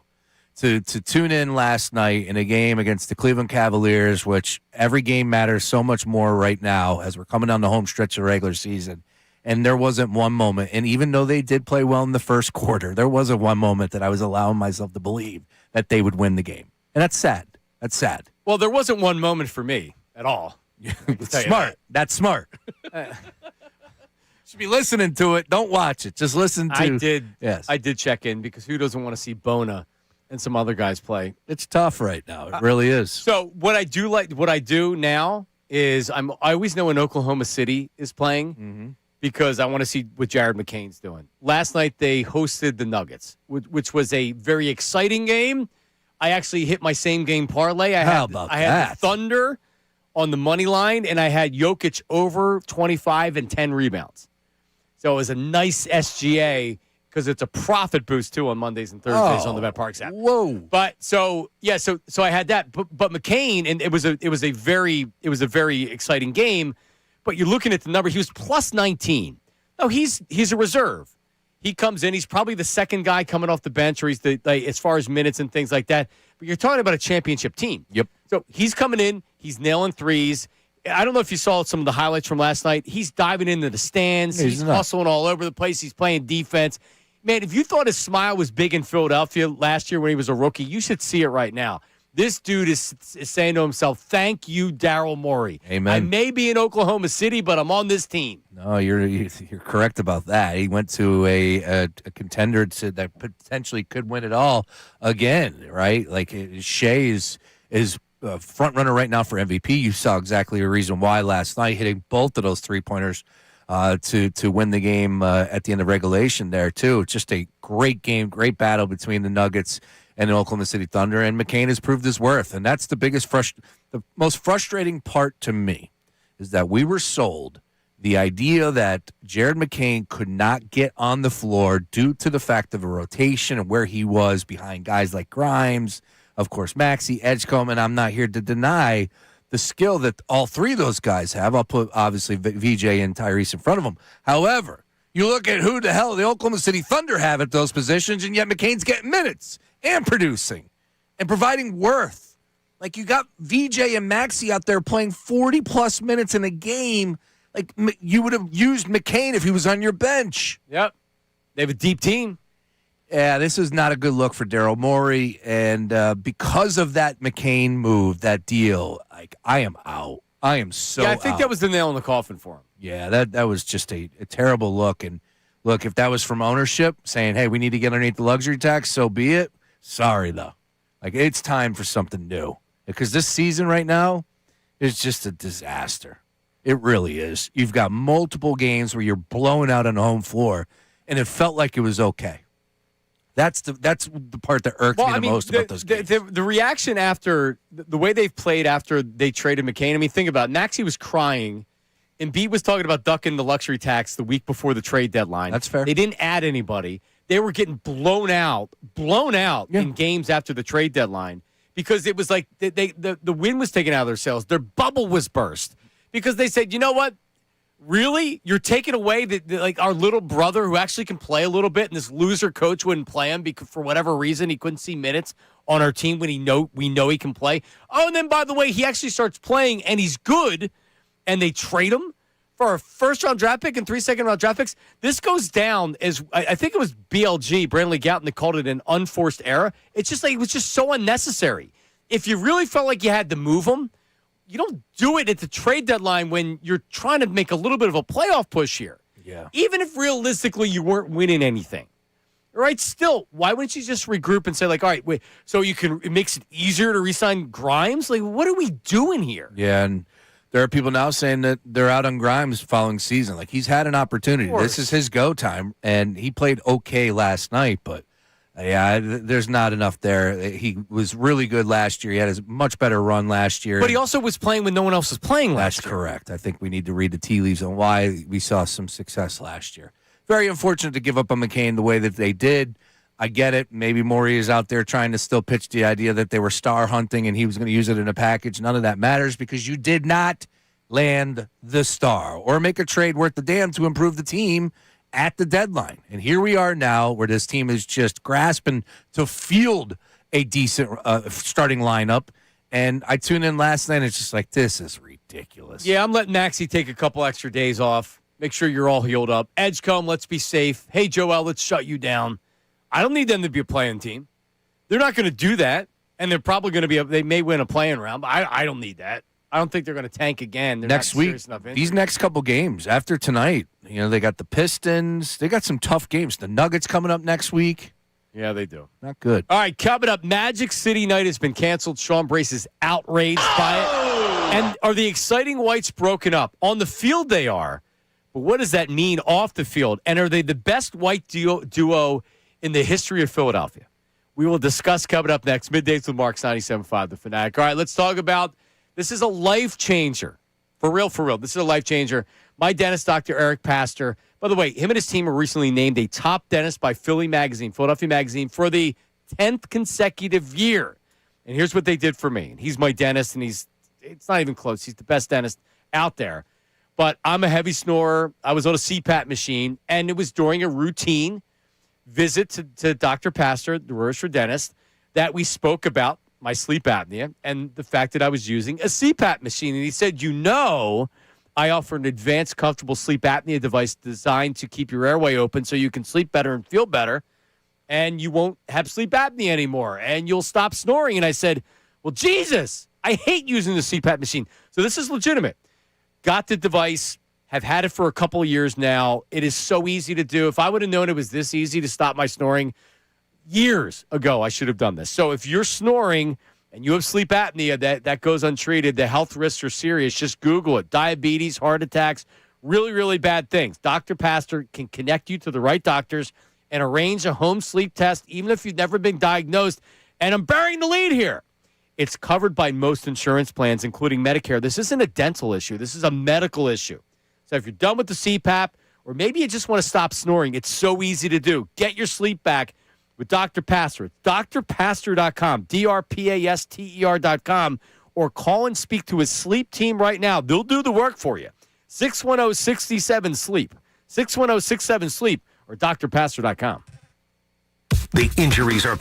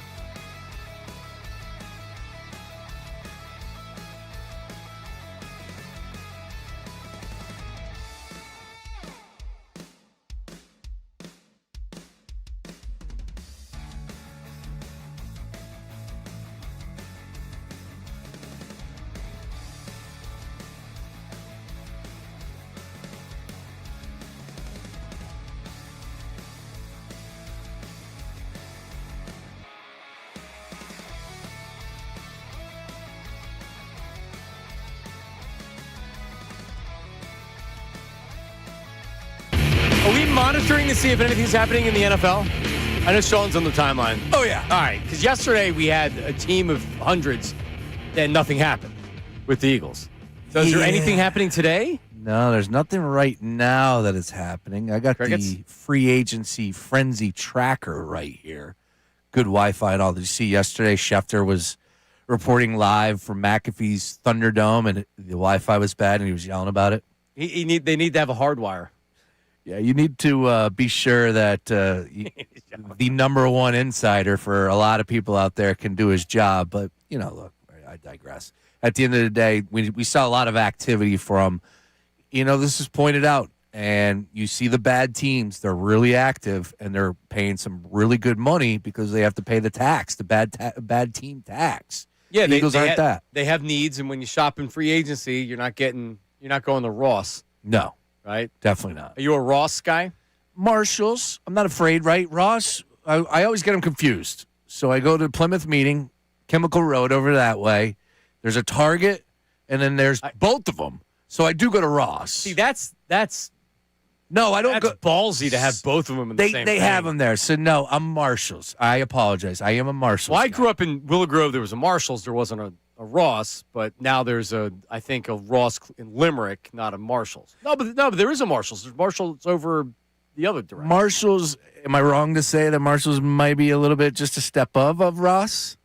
I think that's correct. Well, I mean, if you think about it, Herb was taking a dump in the Ross bathroom. Good grief. In Northeast. And that was TJ Maxx. Yes. Oh, yes. TJ Maxx. All right. Well, then. All right, TJ Maxx, Ross, and Marshalls. Where do they rank, Nate? TJ Maxx is Marshalls. That's like the same company. TJ Maxx, Marshalls, Home Goods, they're all under the same umbrella. So they're owned by the same Capital Ventures that is correct, yeah. company. All right. You can get the same suitcase at all three. Okay.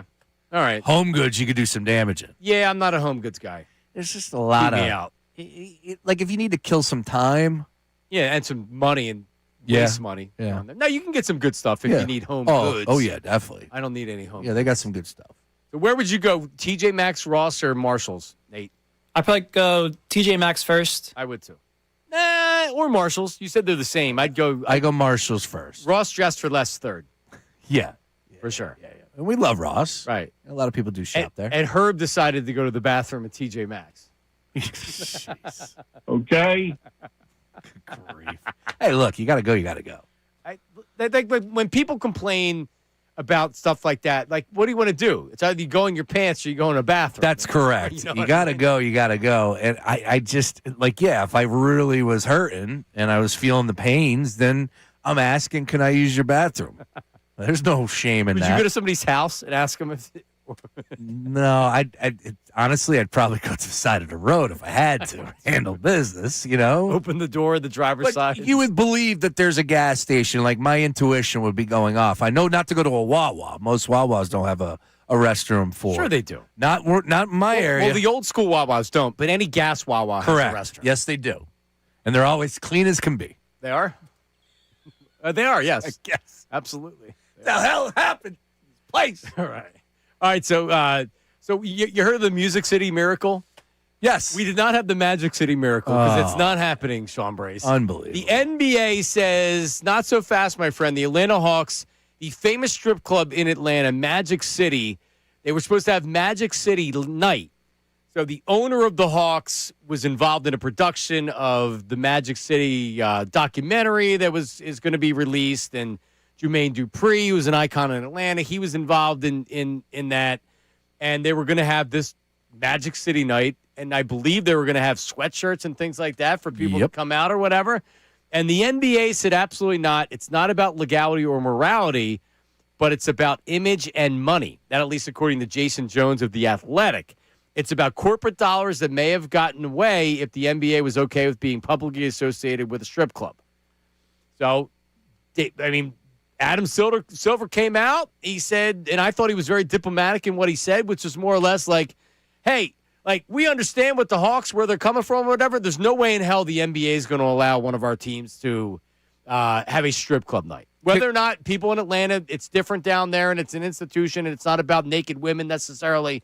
The NBA doesn't give a damn about that. Yeah, could we just get this figured out preseason? And, like, am I wrong here to say that like you should have your promo nights into the league office for approval. Like the league office doesn't have final say when it comes to these sort of things. Did they talk about this? Well, you know what probably happened? I don't think that this was something they had planned. It's not like the Phillies where they're like, all right, we're giving away the kids 14 and under. Okay. Maybe this came up a little bit later on. Yeah, but this is a pretty big deal for it to come up later on. But if we didn't hear about it until recently, then they obviously didn't hear about it until recently. Yeah, we're in March. We are 80% of the season in, and then all of a sudden we're rolling this out. I don't get down with that. From a league perspective, I think they have to have everything in because one team is essentially speaking for the league. And you can't have that. So Adam Silver says, when we became aware of the Atlanta Hawks scheduled promotion, we reached out to the Hawks leadership to better understand their plans and rationale. While we appreciate the team's perspective and their desire to move forward, we have heard significant concern from a broad array of league stakeholders, including fans, partners, and employees. I believe canceling the promotion is the right decision for the broader NBA community.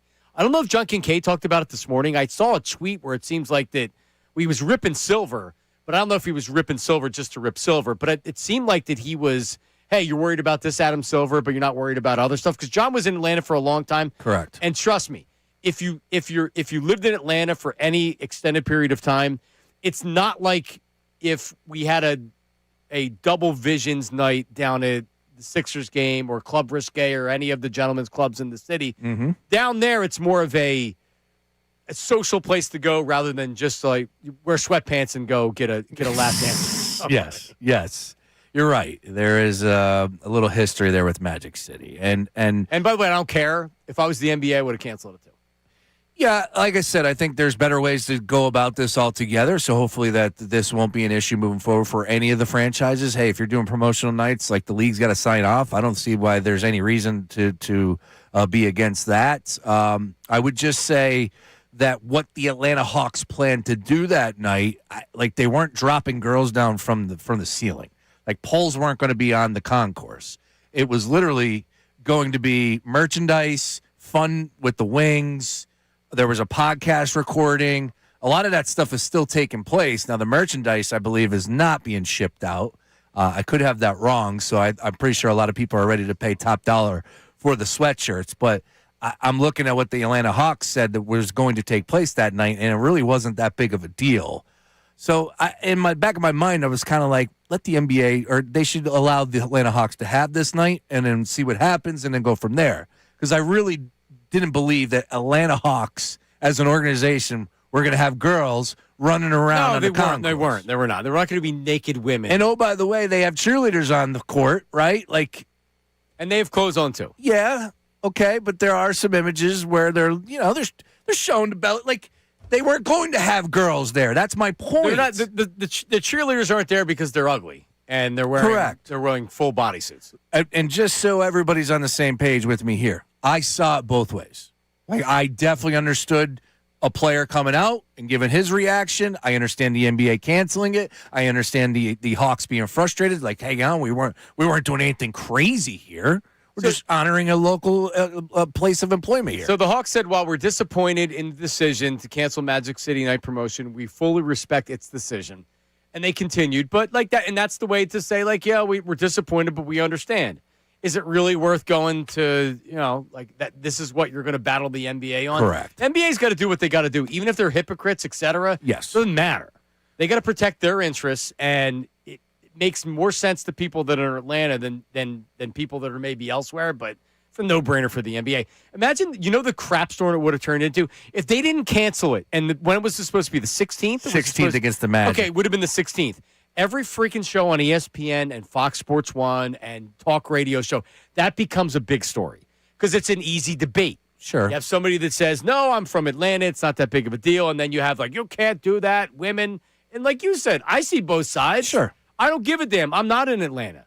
I would have shut that thing down in a second if I was the NBA. Luke Cornett, the big blogger. I didn't know he's got that going for him, but apparently that's what he likes to do. So he knew he was going to stir it up. Oh, look, I'm reading his blog now. He's got a blog post about Mike Vrabel. I'm a big Mike Vrabel guy. Good. How about that? You can read that. You don't have to share it with us. All right, coming up, News at Noon with Nate. Uh-oh. Uh-oh. News at Noon with Negative Nate. What does he have for us today? Find out. And then we have some voice memos, and I've been asking for some parody songs for stuff in the show. We have a parody song from Alfie and Abington. And I have one. He's an OG. He's an OG for sure. And if you want to go to the Sixers game and be in the Middays with Marks knockout portion of the tournament on our team, the best parody song for the day will win. That's coming up next. Middays with Marks. Don't go anywhere. Now on 97.5 The Fanatic Sports Update. Still waiting on Harry to make a move. I'm Nate Tennyson, and the Eagles did not make any additions as legal tampering in the NFL began yesterday. But they did lose 4 roster players. Jalen Phillips, Nakobe Dean, Jahan Dotson, and Reed Blankenship are all gone. We're still on A.J. Brown watch to see what will happen with him as a Philadelphia Eagle. Brandon Lee Gatlin joined us yesterday and said that the Eagles might be holding out on a trade for A.J. Brown. The Eagles are stubborn in a good way, in a way that, I think they're going to hold out. We've seen them do it in the past to certain players. Jeff Mosher joins us at 1 o'clock to discuss more about it. Jesus Luzardo signed a 5-year, $135 million extension with the Phillies last night. The Flyers lost to the Rangers 6-2 and will face the Capitals tomorrow night. The Sixers lost to the Cleveland Cavaliers 115-101. They will host the Grizzlies tonight, and you can hear that game right here on The Fanatic. The Union played Club America tonight in the CONCACAF Champions Cup, and this report is sponsored by Taco Bell. Try the new chicken, bacon, ranch street chalupas with slow roasted chicken twice at Taco Bell. They only come as a pair at participating Taco Bell U.S. locations for a limited time while supplies last. I'm Nate Tennyson on the home of the Flyers, the Sixers, and the Union, 97.5 The Fanatic and The Fanatic.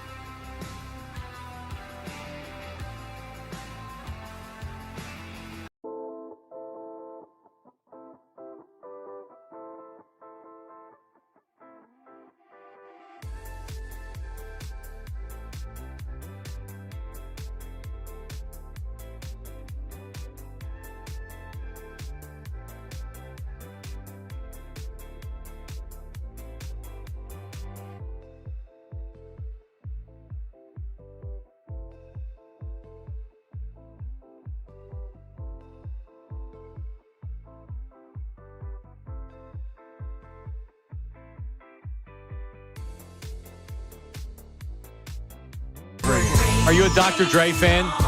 Yesterday, of course. Show me somebody that's not a Dr. Dre fan, and I'm telling you, we got some issues. But you also have people that say he's not a great rapper. He doesn't write a lot of the songs. A lot of people don't. Oh, well, it's good music. It sounds unbelievable. Good music is good albums. music. Yeah, and he's the one that puts all the production behind it. Right. Yeah, he's the producer. I mean, Nick Sirianni isn't the guy that's, buying the groceries. Chronic 2001. What do you got? That's a good question that no one's ever asked me before. Wow. Pretty close. I think I would go to Chronic 2001 because it has more good songs. Not that the Chronic doesn't have a ton of good songs. Oh, my goodness. Chronic 2001, you could almost go front to back. And I mean, the Nate Dogg, couple Nate Doggs and Dre Day, nothing but hits. G thing. Oh my! Little Ghetto Boy's my favorite from. We actually have it in here. Do you? Yeah. Oh yeah. I have that in here. Yeah, Chronic 01. That's now you look at it. It's more of an easier case to be made once you have it in front of you, no doubt. But yesterday, John, I told you 1998, back on March the 9th. Dr. Dre signed Eminem. How about that? And he turned into a big star, didn't he? Yeah, pretty Holy decent. cow. How about that? Unbelievable. And then Nate, you like Eminem or are you a little young to be? No, I was an Eminem guy when I was in like 6th grade. If he was born, 20 years earlier? In 6th grade, huh? Yeah. Mom and Dad were pretty cool. Dad liked him.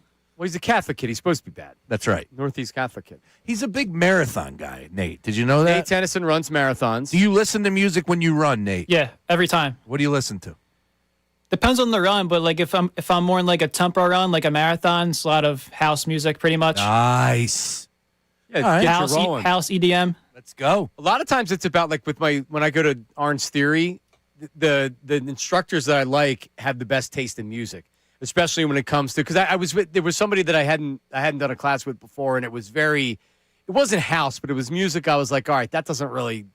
Because when you're doesn't match the like when I'm like dying on that treadmill, and I'm like, oh my god, it's an 8% incline. I'm dying. I need something.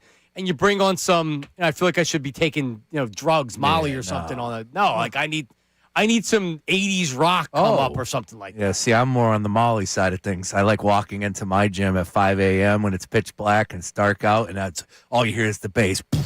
Yeah, I don't. That's me, baby. Oh, I love it. Fit Radio is what. Like, it's a really good deal. Fit Radio is what everybody, if you're out there working out or running an establishment. Fit Radio? Yeah, just play that. They have great mixes. Great mixes. All right. Well, we do have we have some. We were talking about the parody songs to win the Sixers tickets in the spot in the knockout tournament. So we have one, and then I have one for Nate that will play after the News at Noon. News at Noon with Ray Dunn. Don't need to be edited. News at Noon with Dunn. No Ray Dunn today. I am not Ray Dunn. There's Nate. I'm far from Ray Dunn. All right, starting off, no audio for this one, but he is in Alabama. It is in Alabama. This is about running, my first story of the day. So the LA Marathon was on Sunday, and they made a big change this year that caused a lot of controversy within the running community. So, you get your medal after you crossed the finish line at 26.2, but this year they gave out medals after mile 18 if you hit that. So if you didn't finish the race? If you didn't finish the race, but you crossed the mile 18 finish line, you could get a medal. And the reason for that was since it was hot outside, it was around pushing between 75, 85 degrees on Sunday for the race. That is a liability and precaution in case, someone passed out and died. They wouldn't get sued for it. But it's not it doesn't mean you should get a medal. That's what I think. Yeah, you finished the marathon and you pushed through it. Here's what I'd say. Don't run the race if you're worried about not finishing if it's 75 or 85 degrees. I'm not saying it's easy. Yeah. But wait, and believe me, I'm all about participation awards. Are you? For everybody, of course. But they don't deserve that. No, definitely not. 18 miles is not the complete race. Did you see the end of the marathon, though? It came down to, the wire. The dude is he's 100 yards away. There's nobody in sight. He's about to win the marathon. And this dude comes out of nowhere, and he's trucking, It's like he doesn't have enough. He doesn't have enough time.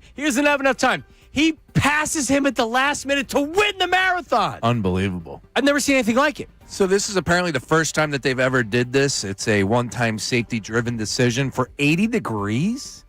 Am I wrong to say that's not that hot? So what are they telling them when they're running? You're going to get a medal even if you don't finish. So what is your brain going to tell you? I'm going to shut it down. I'm not going to finish then. Yeah. Hey, you better not have a sticker of 26-2 on the back of your car if you're going to stop at mile 18. Are you? So you complete full marathons? Yes, I've done 3 of them. When was the last one you did? Philly in November. Ooh. Sean, could you do a marathon? Full 26-2? Not without training. Obviously. I could give easy negative, Nate. I can give you 10. I can give you 10 right now. No, you can't. Yes, I could. You could give 10 miles? I could give you 10 miles right here, right now. I couldn't. I definitely could. I want to point this out.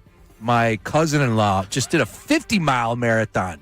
You know about these things? Ultra marathons? Yeah. Yeah, I might do one next year, 30 miles. What's the matter with these people? 50. 50. Yeah. I told him I was going to get him on the show. I need to hear what the hell's going on in his brain. Let's get you on the show. You're not running 10 miles. I can give you 10 miles today. I would. In these boots, John.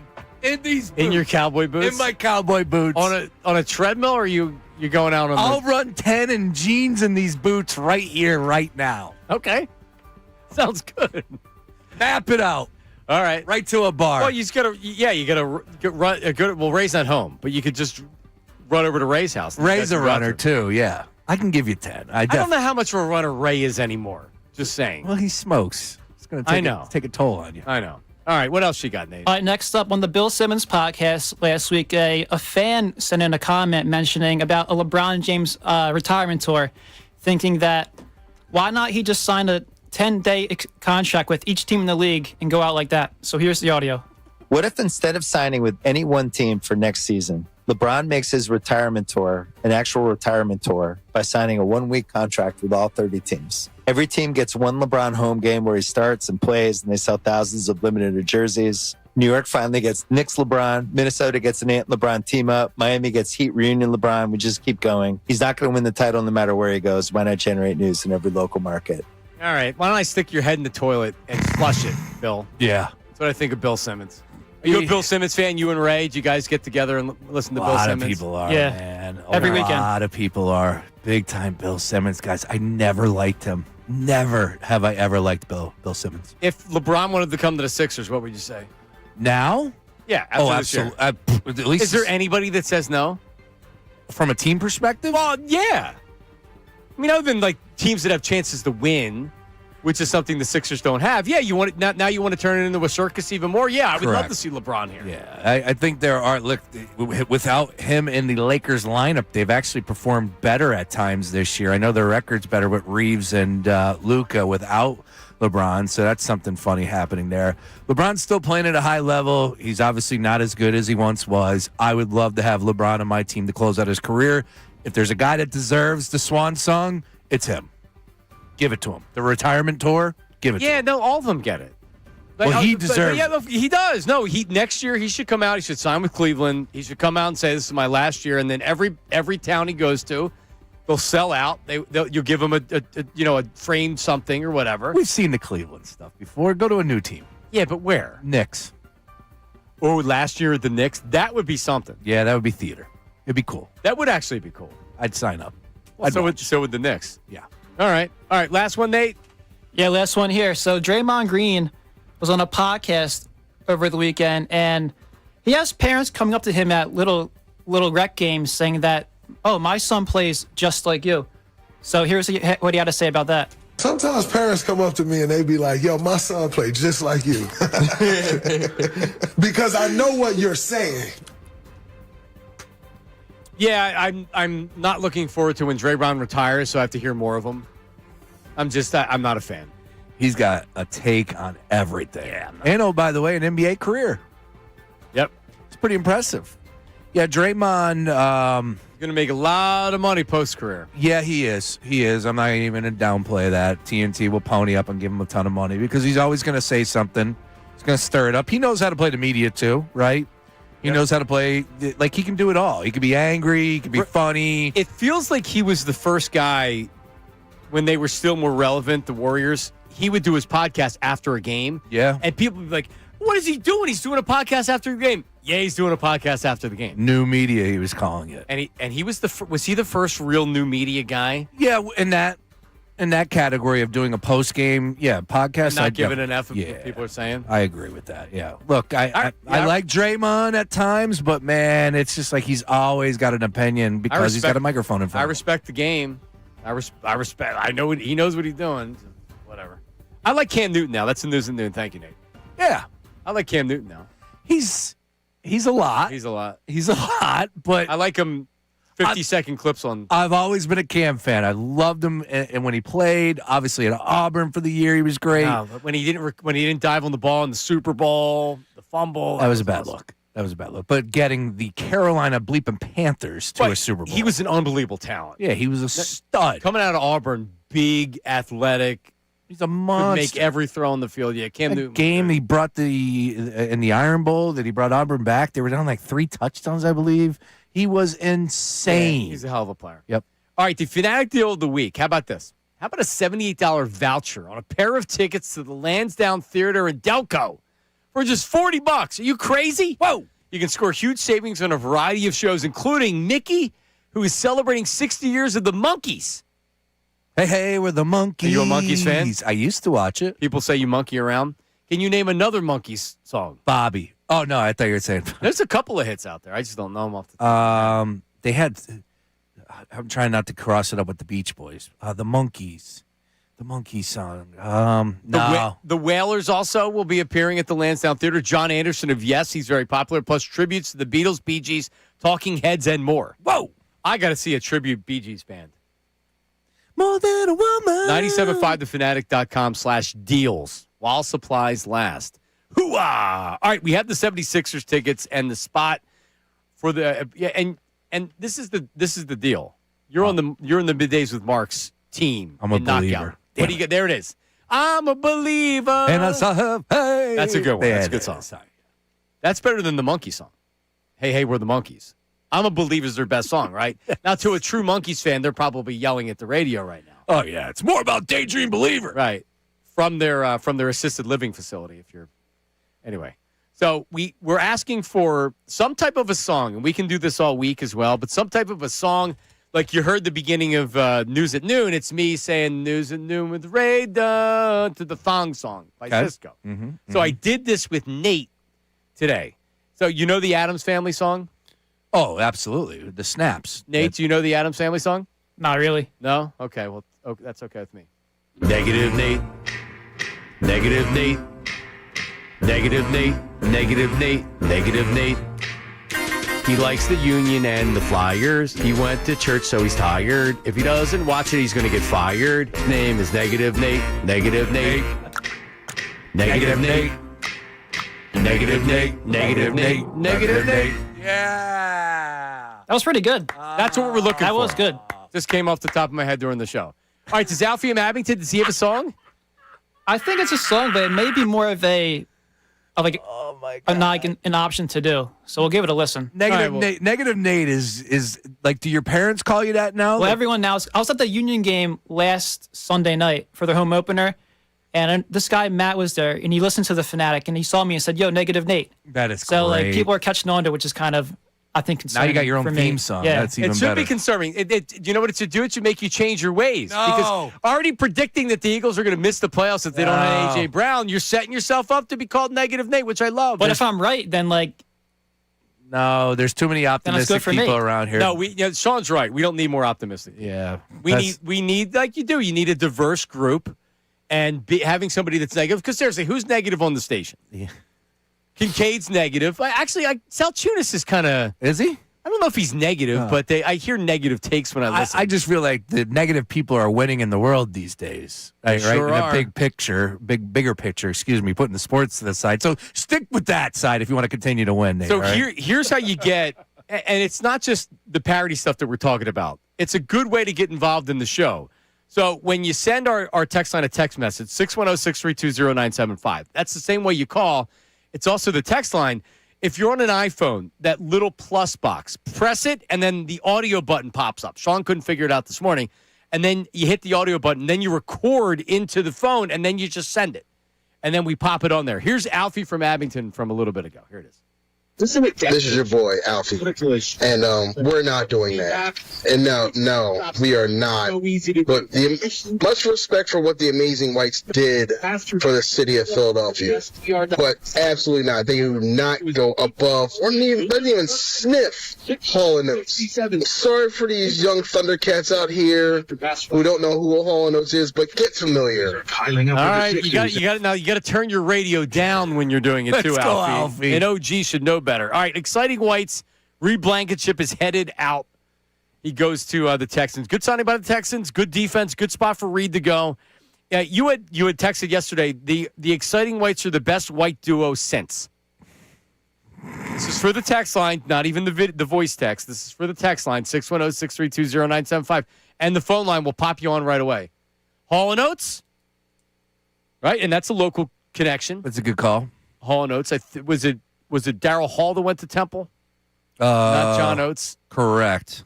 Yeah, so Hall & Oates, best White duo. Who else do we have? I mean, we're talking Philly, but you can go Bird and a number of white guys up in Boston with the Celtics. Who was the one guy that called Jeff Garcia baby, right? Like, he was an exciting White. Remember that? He's my baby. That guy. Huh? Some guy called Jeff Garcia baby? Yeah, it's a video that always pops up on the timeline. Oh. Stupid. The exciting Whites no more. Or is it RIP to them? No. They still have their podcast. No way they're going to still do it. No way they're not going to do the podcast. Coop and Reed. It's not like he's a Cowboy, which would have been even juicier. But now he's a Texan. Nate, do you think they continue the podcast? Yeah, I don't see why they wouldn't. Yeah, why do they don't have to be on the same team? Well, Roy checked in a couple days ago and said, no, man, you got to draft a new exciting White. And there is a guy out there from Oregon, apparently, a secondary player. So maybe Howie's like, okay, for the podcast. But you know what happens when you draft for need. You run into some problems. So if you need a white guy, it might not work out. That's true. Is Sean Bradley still with us? Did he pass away? No, he got into a bike accident. Yeah. And he's paralyzed. Oh, man. So he's still with us. Okay. But who would he be paired with? I don't know. Just Jeff Hornacek? He's just looking for any white. AJ Feely. Well, hold on. What about Harper and Schwarber? Well, yeah, you could put those guys. The whole team's white. Yeah, you could put those guys at the top of the list. JT, put him in the mix. Yeah, you wouldn't really know who to pick. All right. Stott. Yeah, but it doesn't work as well as it works for the... No, it doesn't. I would say, look, I don't know if those guys can continue to do the podcast. I really don't believe it. I think that's the end of the run. I think it's a lock that they continue the podcast. How many seasons do they get? First of all, if we're honest about it, Coop's the lead guy. He could do his own podcast. Yeah, but he's not going to turn his back on Blankenship. To your point, does anybody really care what Reed Blankenship's talking about? Is it better when they're together and they're on the same team? Yes. Yeah, of course. But does anybody, who really cares about Cooper DeJean outside of Eagles fans? Oh, a lot of people. Let's say he's a big star. He's a chosen one. Is he a big enough star to have a successful podcast on his own? It's a good question. At least when you have Blankenship, you can consider you're still the exciting Whites. So there's two white defensive backs, which aren't a norm. Reed didn't have his own cereal. Remember that. Coop's got his own cereal. Star. He's going to be touring the shore soon, coming up here, right? He's going to be hitting all the shore stops. He's going to be hitting Sea Isle, stopping in, Little Avalon, Stone Harbor, Cape May. He's going to be making his... I don't know if he goes down the Cape May. You don't think he makes it to Cape May? Cape May is great. It's nice. He likes a different atmosphere than what Cape May offers. I've never, spent the weekend at Cape May. I've never had, an overnight experience. We got our vows renewed on the beach in Cape May. Oh, get out. Yeah. And it rained. How long you been married? 12 years in July. What'd you get your vows? 10? 10 years, yeah. I'm on 10 next year. Really? Knock on wood. Wow. Yeah, well, yeah, if you make it to 10. If you make it to 10. Hopefully. Yeah, so Cape May's May's very nice, also expensive. Tomorrow's my anniversary. What are you getting her? No, it's not. I swear to you, 3/11/17. I just looked at the date. I'm like, whoa, forgot about that. You just remembered today that your anniversary is tomorrow. Hang your on. 10 year. Give me a 20. Or your 9 year. It's 9. Give me a 20 here. The issue is March, so much comes at me. Okay? My daughter, March 1st. Kelly's birthday, just last March week. 5th. Yeah. There's just, I just get smashed with so many events happening. And then, oh, by the way, here we are. It's the anniversary. We don't have much going on. We went out to dinner last week. We're relaxing. We're not big on So anniversaries. she's cool with it. Yeah, for the most part, if we celebrate her birthday, right? Yeah, all right. Yeah, you'll be all right. You're good then. But did you really forget about it until right now? Or? No, well, it just hit me because I was like, wait a minute, is today the 11th? Did you already order, is there a gift involved or? I got to definitely go stop by somewhere tonight. Definitely. Look, it's 9. It's not 10. Yeah, it's not 10. It's an easy one. All right. Yeah, I'm sure she'll be totally fine with it. Yeah. Hey, honey, got you this mug from Amazon. Here, I got these. Yeah, here's these flowers from Acme. So I'm not doing a good enough job. No, and she doesn't even like the grocery store flowers. She's anti against those. She doesn't like those at all. The blue meanie checks in and says it's the not so exciting whites are Bartles and James. Remember the old dudes that used to drink the Bartles and James? Oh yeah, not so exciting. But No. that's what they called themselves. That's right. Bartles and James. All They're right. still out there too. Coming up, 12 o'clock hour brought to you by Service First HVAC, offering 0% financing for 48 months, rebates and tax credits up to $4,300 when purchasing a heating and cooling system. Learn more at ServiceFirstHVAC.com.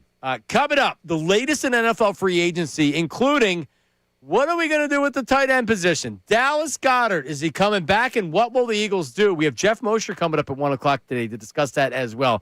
That's next. It's Middays with Marks, 97.5. Now on 97.5 The Fanatic Sports Update. Slow day in the NFL. I'm Nate Tennyson, and the Eagles did not make any additions to the team yesterday as legal tampering period began in the NFL. But they did lose 4 players. Jalen Phillips, Nakobe Dean, Jahan Dotson, and Reed Blankenship are all gone for next year. We're still on A.J. Brown watch to see what will happen with him as in his tenure as a Philadelphia Eagle. Brandon Lee Gatlin joined us yesterday and said that the Eagles might be holding out on a trade for A.J. Brown. The Eagles are stubborn in a good way, in a way that, I think they're going to hold out. We've seen them do it in the past to certain players. Jeff Mosher joins us at 1 o'clock to discuss more about A.J. Brown, Dallas Goedert, and where the Eagles go from here. Jesus Luzardo inked a 5-year, $135 million extension with the Phillies last night. The Flyers lost to the Rangers and will face the Capitals tomorrow night. The Sixers lost to the Cavs last night, and they will host the Grizzlies tonight. You can hear that game on the Fanatic. The Union will play Club America tonight in the CONCACAF Champions Cup. This update was brought to you by Mattress Firm. Having trouble sleeping? Visit Mattress Firm during the Upgrade Your Sleep sale. Their sleep experts will help find your perfect bed. They make sleep easy. I'm Nate Tennyson on the home of the Flyers, the Sixers, and the Union, 97.5 The Fanatic and the Fanatic app.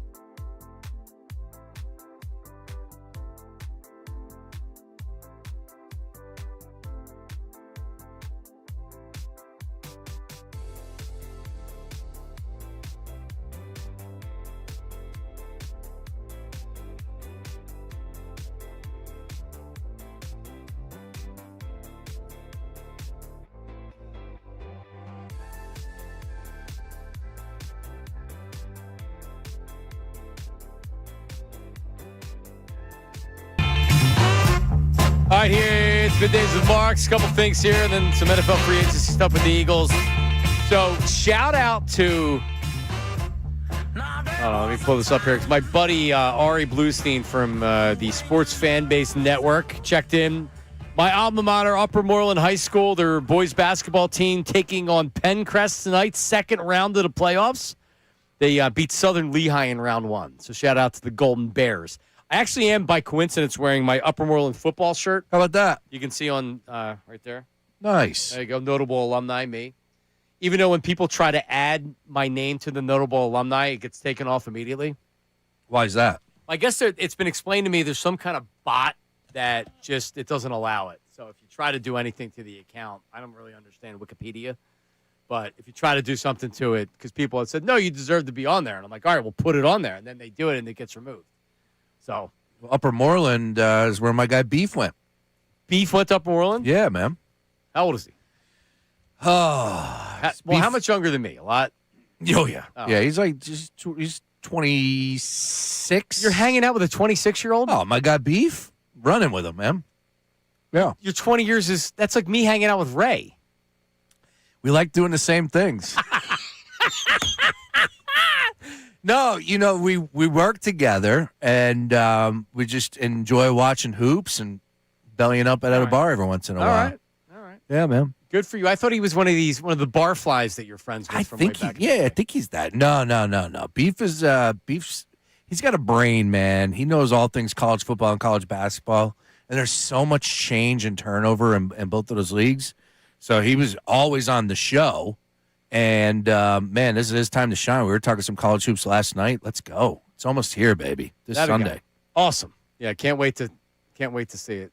Temple, they're a game above 500, I think, now. They lose last night. Oh, man. Anyway. Yeah. All right, so, really, and I wish I had a better memory so I could remember if there were more fireworks in previous free agency seasons.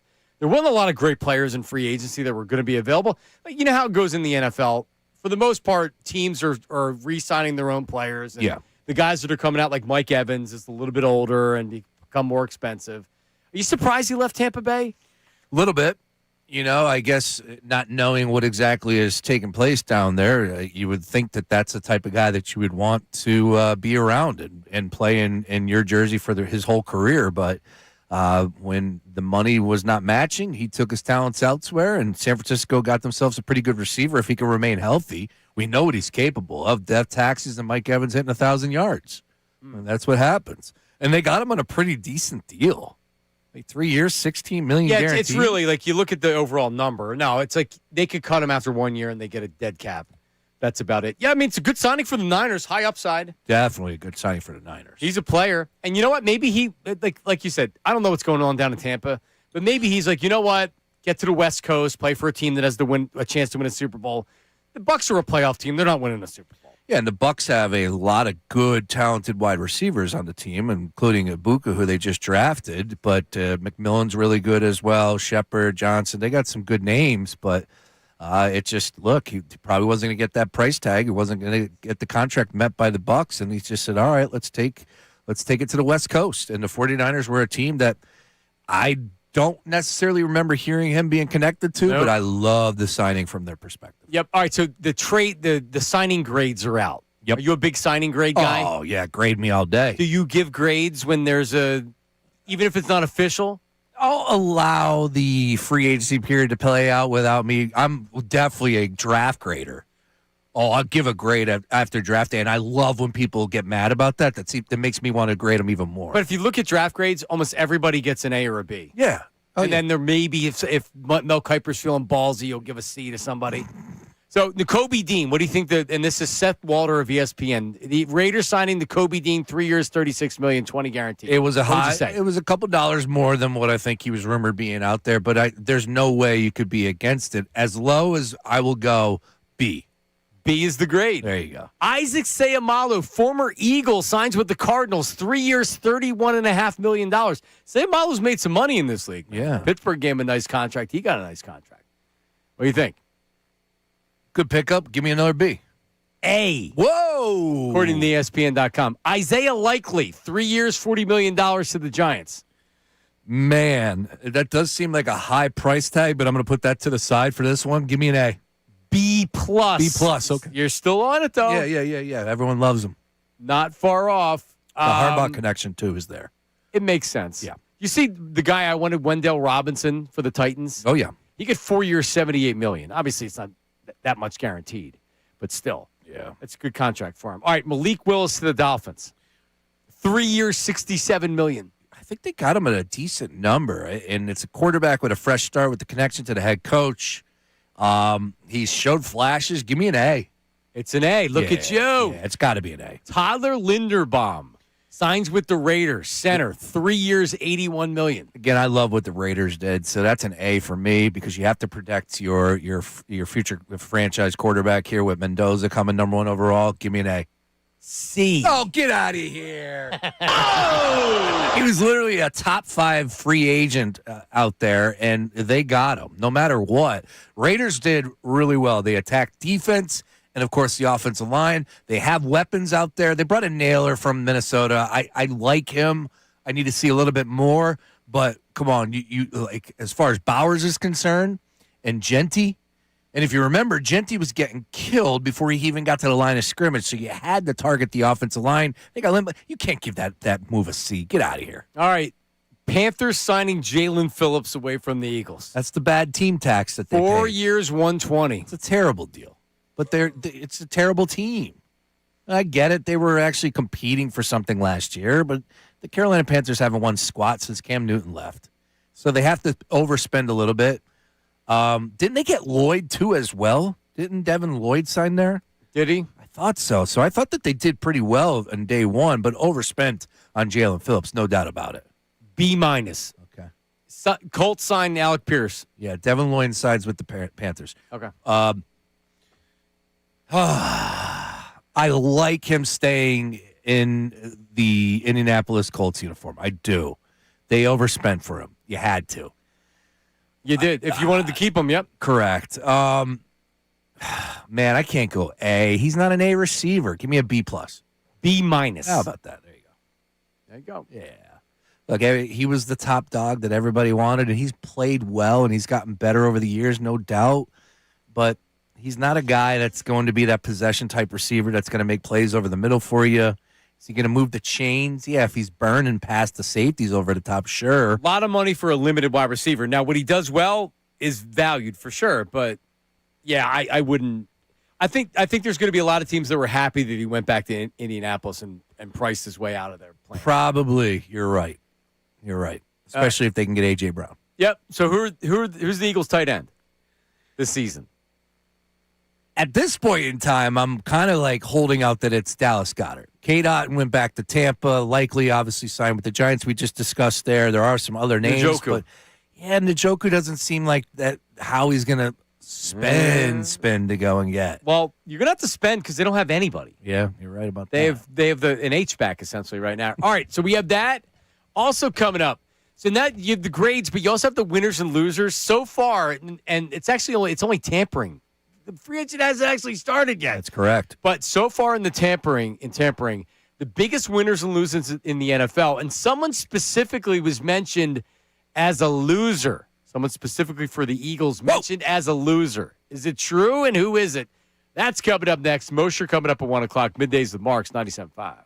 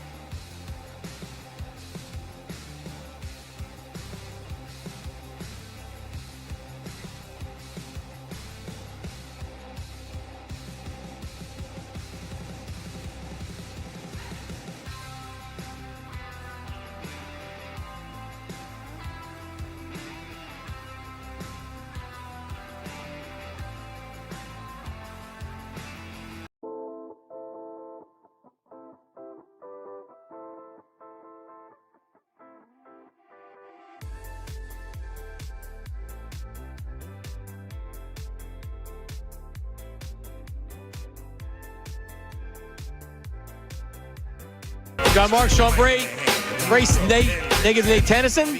Negative Nate. Jeff Mosher coming up at 1 o'clock inside the Birds. Philly voice. His thoughts on free agency so far. Couple things here with the Eagles. Winners and losers. Oh, it's another thing that you got to do if you're a blogger. That's right. You do the winners and losers of NFL free agency so far. And the loser on the Eagles is who, Sean Brace? Well, according to NFL.com, Johnny Marks, Vic Fangio, the Eagles defensive coordinator, has been lauded for his work with that unit over the past 2 seasons. His job became much tougher with edge rusher Jalen Phillips agreeing to the deal with Carolina. Just as with the situation that played out with Crosby in Dallas, there is a point where every franchise must weigh long-term cost of any player. The money Phillips received would have been tough for any general manager's stomach, even one as aggressive as Philadelphia's Howie Roseman. It goes on to say, the problem is that Fangio is now back in the same difficult spot he found himself in last season when he needed to find more juice for the pass rush. Yep. Boom. He's right. Totally agree with that. Now, Vic's pretty good at what he does. Jalen Carter's still here, right? Correct. Jordan Davis still here? Yep. Coop? Quinyon? Like, there are still... That's why I got to pump the brakes. But I get it. It's a good defense. They made a trade and gave up a third-round draft pick in the middle of last year at the trade deadline because they needed to upgrade their pass rush. Correct. And Phillips came in. He was their best end for sure. He was good. He just left. So now who are you bringing in? You're going to go Chubb? Huh? Getting all chubbed up here Right. on a Tuesday. Chubb has had an injury history. Phillips is still 25. Like he's not an older free agent. He's a young free agent. Yep. It's just $30 million was too much to pay. I would have never given him $30 million. I wouldn't have given him $25 million. I was mad when they were talking about $20 million. Yeah, you know that they had a walkaway number, and I don't think it was anywhere Or 30. Yeah. The Panthers probably, like you had said, the bad tax, and the Panthers aren't even bad. No. But like last year, the Patriots paid a lot of money for Milton Williams. Correct. And then Milton Williams was very good. Look at their season they had the year before. Yeah. Right. So this is when you have money to spend, typically you spend that money. The bad team tax plus rookie quarterback. Or a quarterback that's on a rookie deal, excuse me. Right. Yeah, it's a big piece of the puzzle. Nothing new on the A.J. Brown front. It seems like that, it's quiet. Yeah, they're playing chicken right now. A little concerning it's I don't quiet. think it is. You don't think it's concerning? I'd be concerned if I was hearing the Patriots are moving on and they're interested in this wide receiver. These guys know what they're doing. They know what the price is. A.J. Brown is going to be traded. If he's not traded and he comes back, I'm not kicking and screaming to trade A.J. Brown. He's the one that wants to be traded. Yeah, I'm not upset by that either. I want to see A.J. back to a point. But can everybody understand that? A.J. Brown wants to be traded. If you don't believe that, you're not paying close enough attention. His agent was working the combine. I know A.J. came out and he said the right things about Philadelphia, and I believe that he loves Philadelphia and the fans and things like that. There's a lot to love here. But he also probably believes, hey, I was requesting trades in the middle of last season. I want to go somewhere else. It's 80 degrees outside, John. It's a beautiful day in the Delaware Valley. It sure is. It sure is. I don't even know what to do with myself. It's so warm. It's like, what? You know what I did yesterday? I hope you were outside. Played soccer, played basketball. Of course you were. Chased the kids around. I took a nap. Yeah, you said you were going home to take a nap, and I was like, how is he going home to take a nap? I did. Wife took the kids to the park. I passed out for 2 hours. I had Havana syndrome yesterday. That's what I had.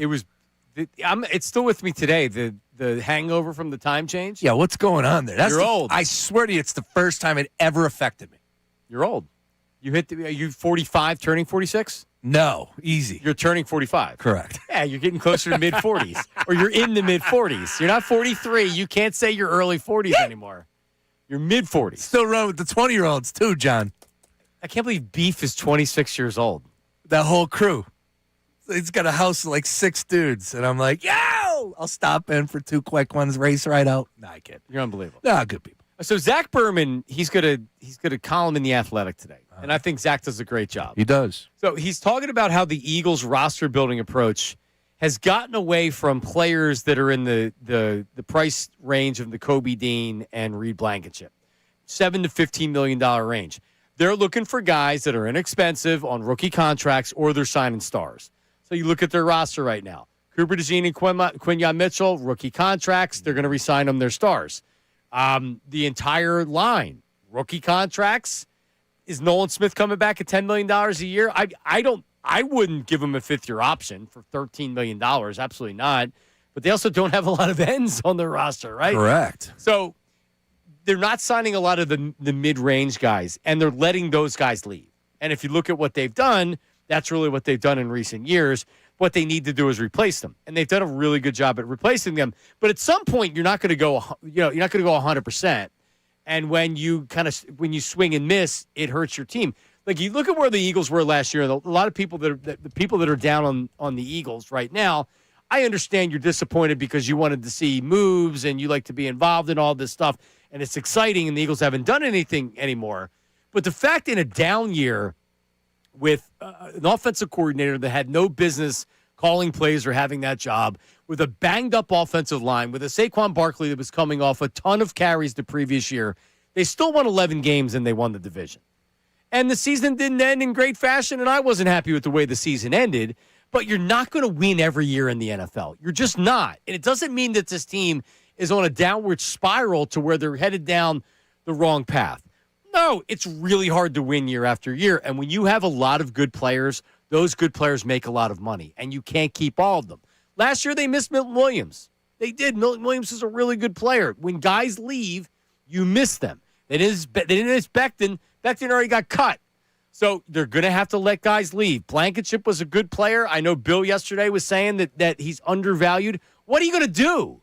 They're not going to pay Reed Blankenship $9 million or $8 million a year. They drafted Makuba in the second round to play. Now, if Makuba can't play, that's on Howie Roseman. But you know what they're going to do?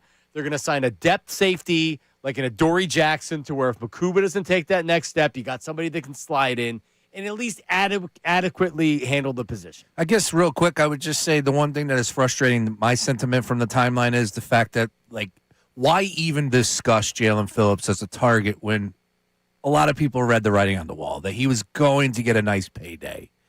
And no one read $30 million a year. No, I didn't really see that. But should maybe we have? Were naive. Yeah, that's a good point. They misjudging the market.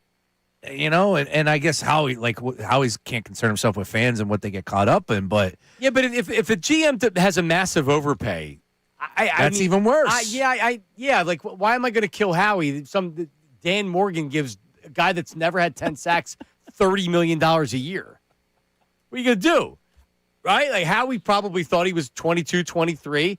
All the reports from every friggin' insider out there was there's momentum working towards a deal. And then the Panthers came off the top rope with $30 million a year. Yep. I think Milton Williams, they more or less gave him a take it or leave it. And he knew the Eagles weren't going to match it. But he was like, yep. And, we got people revisiting the whole deal with Josh Sweat and should they have kept him. And nobody was saying that at the time. Correct. But Josh Sweat had a hell of a year with Arizona last year. He really did. So that was a good signing by them. Look, we talked about it. They got a lot of holes to replace on the defensive side of the ball. They got depth on offense and a tight end situation. Oh, by the way, if you move A.J. Brown, Howie's got his work cut out for him. You got to trust him, though. All right. Tight end situation. Hit Jeff Mosher's thoughts on Blankenship leaving, the Kobe Dean leaving. Such a great time to talk to Jeff. Jeff Mosher, Philly voice, Inside the Birds. Coming up next, Middays with Marks 97.5.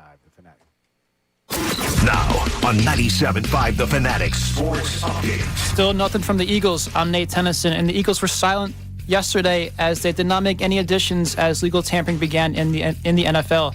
But they did lose out on 4 players. Jalen Phillips, Nakobe Dean, Jahan Dotson, and Reed Blankenship all found new teams for 2026 and beyond. We're on A.J. Brown watch still, and we will see what will happen with him as an Eagle coming up soon. Brandon Lee Gatlin joined us yesterday and said that the Eagles are probably going to hold out on an A.J. Brown trade. The Eagles are stubborn in a good way, in a way that, I think they're going to hold out. We've seen them do it in the past to certain players. Jeff Mosher joins us in just about a few minutes to discuss all things Eagles. Jesus Luzardo signed a 5-year deal worth $135 million last night with the Philadelphia Phillies. The Flyers lost to the Rangers 6-2 and will face the Capitals tomorrow. The Sixers lost to the Cavs last night, and they will host the Grizzlies tonight. You can hear that game on the Fanatic. The Union take on Club America tonight in the CONCACAF Champions Cup. This update was sponsored by Taco Bell.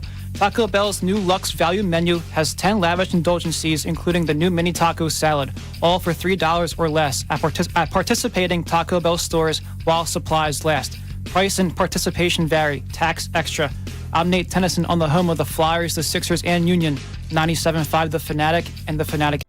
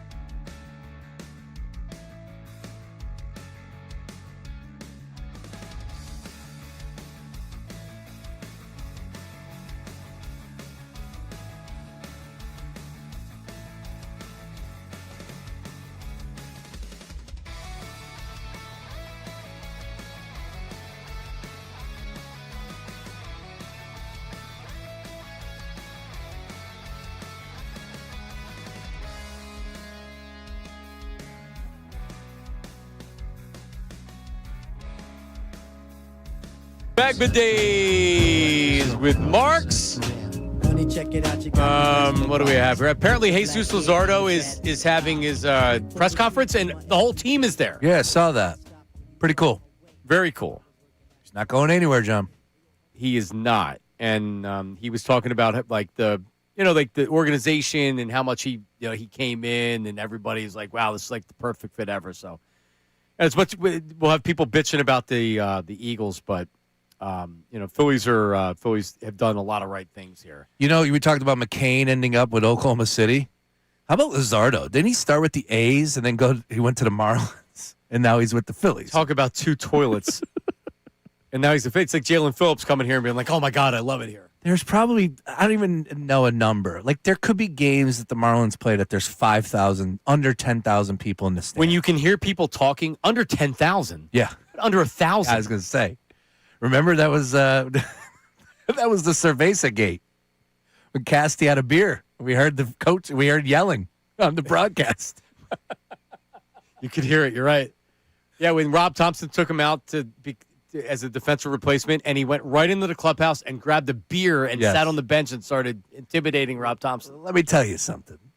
Who's actually playing well, apparently, over at first base for San Diego in the Cactus. They are loving him over there. My guys in San Diego are like, yeah, man, Castellanos is something else. I'm like, okay, you won't feel like that the whole year, but nope. He's not bad. Well, enough of the Phillies, because we got to get down to business with our guy, Jeff Mosher, Philly voice inside the Birds as free agency. It's not even started yet, but Eagles fans are already deflated. What's up, Moshe?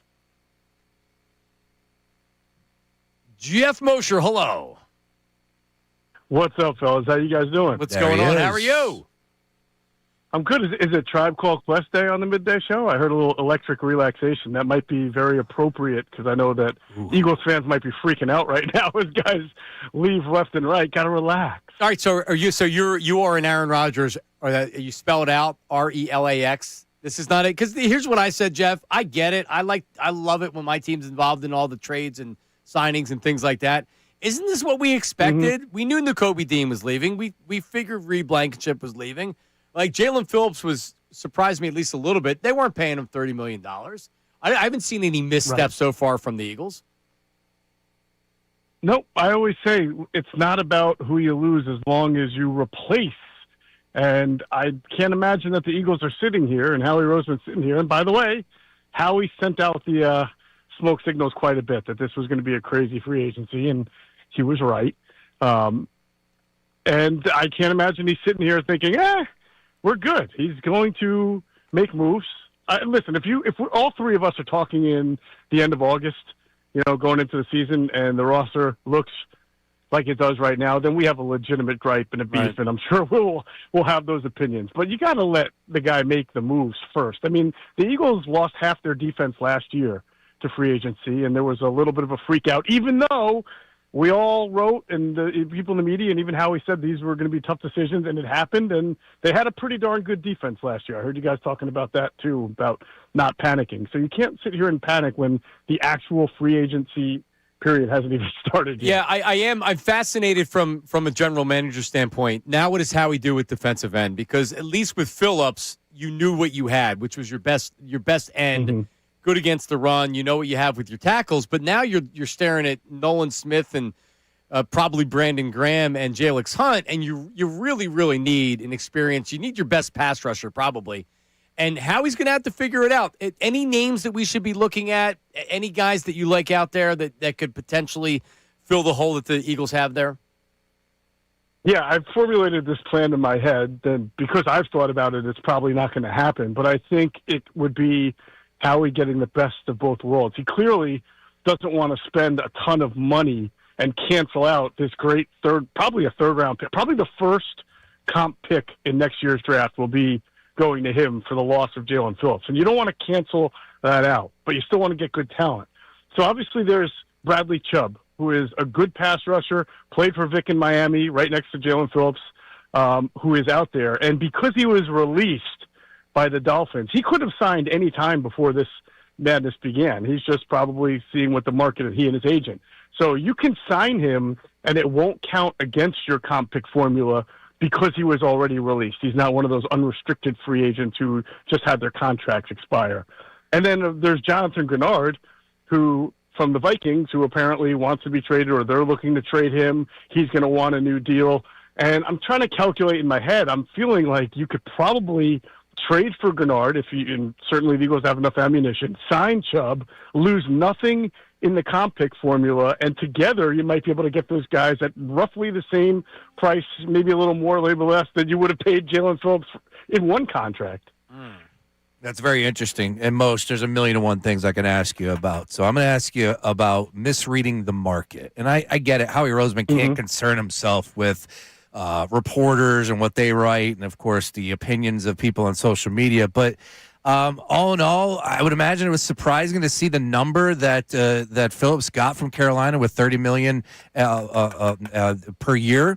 As far as misreading the market, though, because that's all we heard was like that was a really important player for the Eagles to resign here. So do you think that Howie misread the market when it came to Jalen Phillips and what he would get when free agency went off? Well, look, I'm sure that they tried to re-sign him, and I'm sure they were trying to get him at a number that they felt was fair. But the one thing that you can't fault any GM for, really, it's not necessarily misreading the market, because a lot of times, because of this legal tampering period that was established a few years ago, you see less numbers exchanged at the combine and more about interest. And then this legal tampering period is when the numbers, and then let's be honest, a few days before that, really start to get in there. But what you can never really bank on, although I'm sure Howie knew it was possible, he saw it last year with Milton Williams. where the market got so crazy because the Patriots were willing to push it to a level that exceeded even the Eagles, realistic walkaway number. And that happened here with Jalen Phillips for sure. I mean, the problem with free agency these days, I don't want to call it a problem, is, but the teams that have quarterbacks on rookie deals or modest deals, like a Sam Darnold deal, they have more money to spend, right? And if you go look at the top spenders right now, the Titans, right, the Raiders, the Patriots last year, it's because they expect to be competitive because they think their quarterback's pretty good, and they have all this money because they're not paying a quarterback like the way the Eagles are. And so they're not afraid to reset the market in a way that takes everybody by surprise. This happened years ago with Christian Kirk. I don't know if you guys remember that, but when he went to Arizona, I forget what team he was with before that, but they completely blew him out of the water and made him way higher paid than what they were paying the highest paid wide receiver at the time. So it's not a misread. It's just you just don't know who's going to be that team that goes up there and just hits the home run like that. Right, and then a lot of times they're releasing that player 2 years later because the contract they gave him wasn't really what the player was, and now they're cutting him for cap purposes, and then you're picking him up after that. Now, Jeff, let me ask you this. We're talking to Jeff Mosher, Philly voice, Inside the Birds, does a great job with everything. Dallas Goedert, because now when I look at him, like, okay, where are some holes on the team, and it's Howie's season, you got to trust Howie. Defensive end is one. Just because they don't really have a tight end on the team, maybe they have a couple names out there they're interested in, but if Dallas Goedert goes, I just wonder if a tight end starts to go, do the other tight ends go? Where do you see the tight end market going, and where do you think the Eagles, what direction they head in? Yeah, I think it's really interesting. I don't know that because I've seen it out there that he got a car and he switched over. It switched over because we didn't lose. No, that they dedicate a little. Yeah, he's there. So what happened? You just got in your car, didn't you, Moshe? I did, but I didn't turn it on, so it didn't connect to my car. I don't know what happened there. I could tell. See, I got the intuition on that one. We heard you. Anyway, continue. We got you. So I was just saying, I don't know that they're going to pony up more money now for Dallas just because they wound up, losing Jalen Phillips. What I think that they're doing is seeing how the market settles out. I think that's what Dallas Goedert is doing right now because, interestingly, a bunch of tight ends have been signed, but maybe not at the level of what he's accomplished. And then David Njoku still hasn't signed. In fact, one person I spoke to from an AFC team wondered to me if this is a personnel person who said, sometimes what you'll see is guys who have accomplished what Dallas is and they're a little bit older, they can be more patient. They know there will be a market. They know it's a good tight end draft, so they wait until after the draft when the teams that were hoping to get a tight end didn't get one to then sign a deal because they know they're good enough to still get a pretty good deal. There is a risk in that. I mean, this person admitted there is a risk. You could wind up sort of not having the market that you thought. So that's why you wouldn't want to do that if you were 25, 26, 27. But in Dallas's case, I have to think that, there will be a team that wants to pay him, and he's probably not going to make the kind of money he had made earlier in his career. So he can be a little bit more choosy and selective if he wants to be. Are you on board the Eagles? I saw some people saying that Reed Blankenship, that contract's not really all that big. Certainly something the Eagles could have matched. Same thing with the Kobe Dean. You're okay with the Eagles not re-signing these guys? I would say, the Kobe Dean made a really good, contract there, and you have Jahad Campbell waiting in the wings, and how can you guarantee 3 more years to Nakobe when you have Jahad waiting in the wings, especially at the money? I thought if there was a chance that because of his injury history, he was only going to sign a 1-year deal, maybe there would be an opportunity to then come back to the Eagles, but obviously that was not the case, and good on him for making Eagles fans happy by not taking the same offer from Dallas, so that's good. He's still easy to root for Eagles fans. But so I thought Blankenship might get a little bit more. I'm not surprised, but I think that the fact that the Eagles didn't even look to extend him last year showed you that they can say what they want, and I'm sure they approached him at some point about a contract extension last year, but it was probably not even what he got on the market. It reminds me of what they did with T.J. Edwards and Marcus Epps after they went to the Super Bowl a couple of years ago. Edwards did not get a huge deal from the Bears. People thought he was going to get more. He didn't. It wasn't market resetting, and the Eagles still didn't bring him back. So when the Eagles are committed to drafting, developing, and filling spots with either 1-year free agents or younger draft picks, that's what they do. And I have a feeling, I'm not saying this is going to be your starter, but I got a feeling that Michael Carter II, who they picked up last year at the trade deadline, is going to be in the mix to start at safety next to Makuba. Jeff, last one for me. There's a little smoke out there with Patrick Queen. It was a guy that I liked coming out of LSU as far as the draft is concerned. He's been around with Ravens and I think the Steelers, the only two teams he's played with so far. Like I said, there's rumors that potentially the Eagles could have interest. There's rumors that the Dallas Cowboys could have interest. He played all 17 games for the Steelers last year at a high level, 120 tackles, 8 for loss, 1 sack. He can do it all. He's been a Pro Bowler. What are you hearing there, and potentially do you think the Eagles could land Patrick Queen from the Steelers?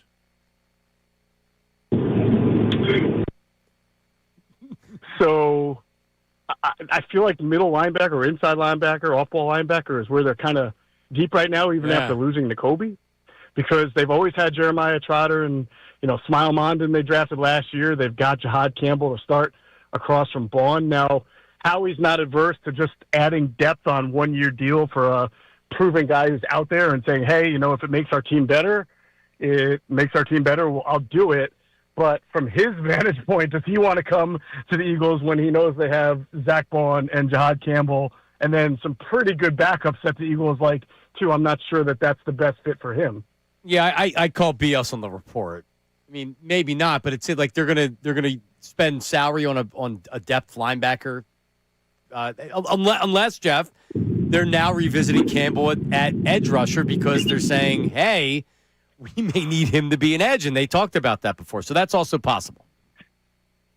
Yeah, maybe. I don't know why they would do it. I actually thought Campbell, when he played, it's not a secret. I'm not breaking it. He played pretty well. He lost his job to Nakobe because Nakobe was better at the time at, keeping the defense together, which it needed to be. It was a lot of moving parts on that defense. But B, probably more of a downhill, attack the quarterback, attack the running back player. But in coverage, I actually thought Jahad Campbell was pretty good. That started week 1 in Dallas when he was defending Ferguson right down the alley on a few of those deep shots. So in year 2, without having much practice at that linebacker or that edge spot, and now losing to Kobe, I think you want to keep him there and, let him flourish and make him now a big part of because he can rush the passer, you make him part of your sim pressure game that Vic likes, that Nakobe was doing last year, which is blitzing when you drop an edge. I just think that makes more sense at this point. Jeff, what's going on Inside the Birds with you right now? What do you got?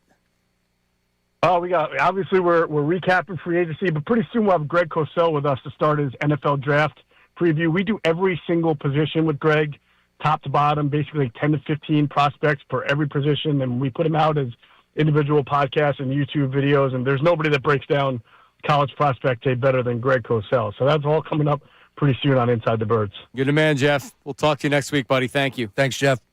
All right, fellas. Always fun. All right, there he is. Look, it's the time where all eyes are on what Howie Roseman is doing and trying to connect the dots, right? Read the tea leaves. So Nick Harris, who Underdog NFL said that Eagles and Cowboys among the teams to inquire about Patrick Queen's availability. Nick Harris is the first comment that says, not what I said. Well, again, there are other reports out there, too. I was just looking at, it's not just one. Well, again, you know how that works. It could be off of the one report. I have no idea why the Steelers would want to move off of him. Like I said, I thought he played pretty well. Who knows what's taking place with the Pittsburgh Steelers? I don't believe for a second that the Eagles are trying to trade draft picks and then pay a guy to be the third linebacker, unless Campbell would be, would be a defensive end. Back to what Jeff just said, though, about Chubb and Grenard from the Vikings. Okay, that's got to calm you down. Well, they're going to do something. Yeah. I hope. No, by the way, Jalen Phillips he's fine. Jalen Phillips is fine. Yeah. All right, I didn't, when I finally went to sleep last night, I wasn't staring at the ceiling because Jalen Phillips isn't an Eagle anymore. What am I going to do with his jersey? Seriously, that's happened with sports. That's happened with me with sports before. Bo Bichette, for example, I was mad as hell. Frank Gore really irked me. Good. All right, who's a better almost Eagle? Well, Jalen Phillips was an Eagle. But, Frank Gore, who was the guy that was almost an Eagle? That list is long. I feel like there's always something that happens every single year, and there's always potentially like a Micah Parsons is one off the top of my head that would come to wanted mind. to be. Yeah, he was almost here. That's for sure. Yeah, Frank Gore, of course, is the one that we always go back to. I would say Bo Bichette. Bo Bichette's got to be at the top of the list, and now he's stirring it up too. At least right now. I love it. I can't wait for that. That's going to make it fun, right? I'm starting to get a little itchy for some baseball. Definitely. It's almost here. What do we got? Opening day 26th? Yeah. It's baseball season, Speaking of that, boys. Sean, we're going to be out on the 26th. Are you serious? We are, and I'll tell you more about that coming up on one of the reads. But yeah, we're going to be at Maggie's in Northeast Philly. Stop it. Opening day. We're going to Maggie's for opening day. 10 a.m. to 2 p.m. Unfortunately, the game doesn't start until 2 hours after we leave the air. Oh. Well, we'll be there at 10 a.m. for opening day. That's awesome. Little kegs and eggs and Maggie's. Love Maggie's. Northeast Philly. If you've never been there, place is unbelievable. I've done plenty of stuff there. They got us out and about, and we open up shop at Maggie's. Let's go. How about that? I'm excited. How about that? Isaiah Pacheco signs with the Lions. Okay. Good spot for him. They like to run the football. David Montgomery was a complimentary back. He wanted more carries, so Pacheco goes, and he's the second running back. But if he can't stay healthy, why even go down that path? Because he's probably making no money. Yeah, probably. And they like, Dan Campbell. I was a Pacheco guy. There was a Me too. group chat that there was an argument over Isaiah Pacheco. I drafted him and then kept him as my sleeper. In fantasy, I drafted him so far down after his rookie year. You didn't win that league, did you? I did not. Okay. Because they didn't stay healthy. Last year, I won the league. Oh, how about that? How about that? I had my worst year ever in fantasy. You were saying that. I know nobody cares, but you should. Maybe we can help you this year. It had an effect on my day-to-day. It really did. Negative Nate, how did you fare in fantasy football? Probably not good. No, I finished. I was just one spot out of the playoffs. But that was my first fantasy football league, and I think since I was like 13 years old. What? Are you too busy running? It's a couple days. Nah, I do fantasy hockey. Oh, you God. do fantasy hockey, dude. Yep. Oh my. What's the name of your team? What is the name of my team? You don't know. Pucked up. Yeah, it's because my first pick was Mikko Rantanen, so my team name is Mikko Mode. 5 for fighting. So I'm 12-8 in the playoffs. No, that's Ray's podcast. All pucked up. All Ray pucked done. up. That's Yep. right. Yeah. Let's go Flyers. Woo! And he's hammered. Did you see Did you see Joel Embiid? What he went over said to James Harden last night? I did not. Did you not see it? No. So Joel Embiid they played the Cavs last night. James Harden's a Cav. Correct. And so him and Maxey are sharing a moment, right? Oh, post game. Okay. Yep. So I guess he hasn't seen him since he got traded. Interesting. All right. So he goes over and there's the video and you can't hear anything, but you can read the lips. And he says, "I know you're mad at me, but I want to say what's up. I know. Just don't be mad at me for it." Because Harden takes a beeline to try to get away from him after he's talking to Maxey, and then Embiid goes over. And actually, this is why I like Joel Embiid.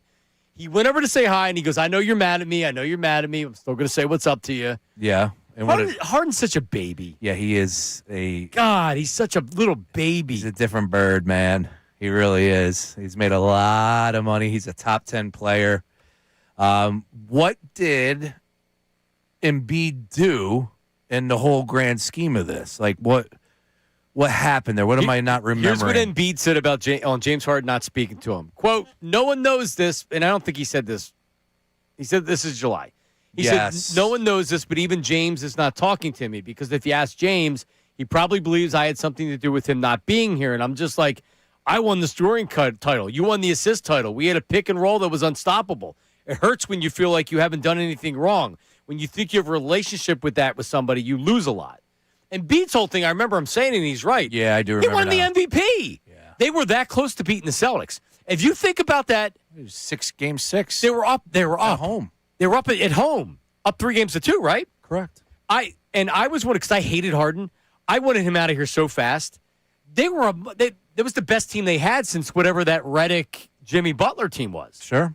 Yeah. And he leaves, and and part of it was you didn't want to stunt Maxey's growth anymore because he deferred. At least they thought he was deferring to Harden. I don't believe that for a second. I think ownership. I believe Daryl Morey said he was going to sign him to a max, and ownership got to him, or somebody got to ownership and said that's a really bad idea. And they more or less told Morey, "You are not signing James Harden to a max contract."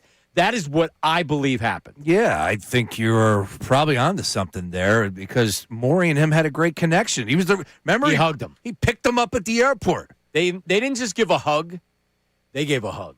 That's his guy. That's like I haven't seen you in so long. Come here. I really missed you. I mean, you got me the job here, and I didn't hug you like that. No, and I wouldn't want you to hug me like that. I think we fist bumped and said, "Yeah, let's go." Yeah, you didn't need to hug me. Just say it wasn't even a warm embrace. No. It was like, yo, I miss you from the private jet. Maybe champagne was flowing. That's always going to help with some emotion. It was an uncomfortable extra half a tick where they were still holding each other to where I would have been like, all right, bro, listen. That was a fun saga to remember, to revisit. Remember, because and Harden was speaking to kids over there in Asia or China. Yeah, China. He said no, and he said no. He goes, I want to make it clear. Daryl Morey is a liar. Yes. He even reset. Now Harden wore a T-shirt yesterday going into the game. Did you see that? Yeah, it was Spanx, right? Does he wear Spanx before he goes out on the court? Does he wear it?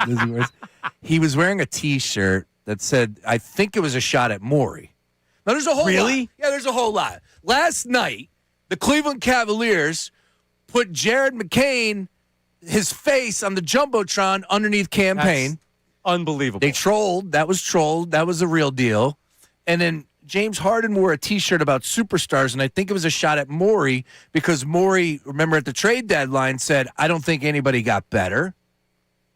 And the Cleveland Cavaliers made the move for Harden. They have a deep team. Yeah. He got, what did he get in return? Not a big return. I forget it. What did he say? What did he say, Nate? His exact words for the return, the high return or something like that. Whatever they got back from McCain, he was very excited about. And McCain did not appreciate that. Unbelievable. At all. Yeah. Here we are. And I love when you Google Jared McCain, still shows up shirtless. We got to do something about that. Like when you throw him in the search bar, this is the first image that pops up. Like, come on, man. Yeah, just stop Googling him. I can't because he keeps scoring, John. Maybe he doesn't want you to, because I would like to look like that if you Googled me. I guess. You know, when I was 23, I don't need to be all jacked up. That's 22, 22, my chest was bigger than my stomach. Yeah. I remember those days. Yeah, getting close to 50 is depressing. Makes you really want to get HGH. Hi, stuff. kids. What about TRT? Should I get some testosterone replacement therapy? I'm ready for everything. That's safe. Can we get, is there a doctor out there? Peptides? Yeah. Just shoot me up like you're the Balco Clinic. Make me a Swamp Thing. I don't care. Coming up, 610-632-0975. We have some voice memos with some parody songs we'll play. And the latest on the Eagles and free agency. Middays with Marks, 97.5. Now on 97.5 The Fanatic Sports Update. Lots of questions with the Eagles. I'm Nate Tennyson, and the Eagles did not make any additions to the team yesterday in the legal tampering period in the NFL, but they lost out on 4 players on the roster. Jalen Phillips, Nakobe Dean, Jahan Dodson, and Reed Blankenship are all gone for next year. We're still on A.J. Brown watch to see where he will go if he stays with the Eagles as well. And Brandon Lee Gatlin joined us yesterday and said that the Eagles might be holding out on a trade for A.J. Brown. The Eagles are stubborn in a good way, that, I think they're going to hold out. We've seen them do it in the past to certain players. Jesus Luzardo signed a 5-year, $135 million deal with the Phillies yesterday. The Flyers lost to the Rangers last night and will play the Capitals tomorrow night. The Sixers lost to the Cavaliers last night and they will host the Grizzlies tonight. And you can hear that game right here on The Fanatic. The Union play Club America tonight at Subaru Park in the CONCACAF Champions Cup. And this update was sponsored by Dairy Queen. The new spicy menu at DQ has opposites attracting. Spicy flamethrower chicken strips now served with a dip of sweet DQ soft serve. Sounds wrong, but tastes so right. The new spicy menu at DQ at participating locations. I'm Nate Tennyson on the home of the Flyers, the Sixers, and the Union. 97.5 The Fanatic and The Fanatic.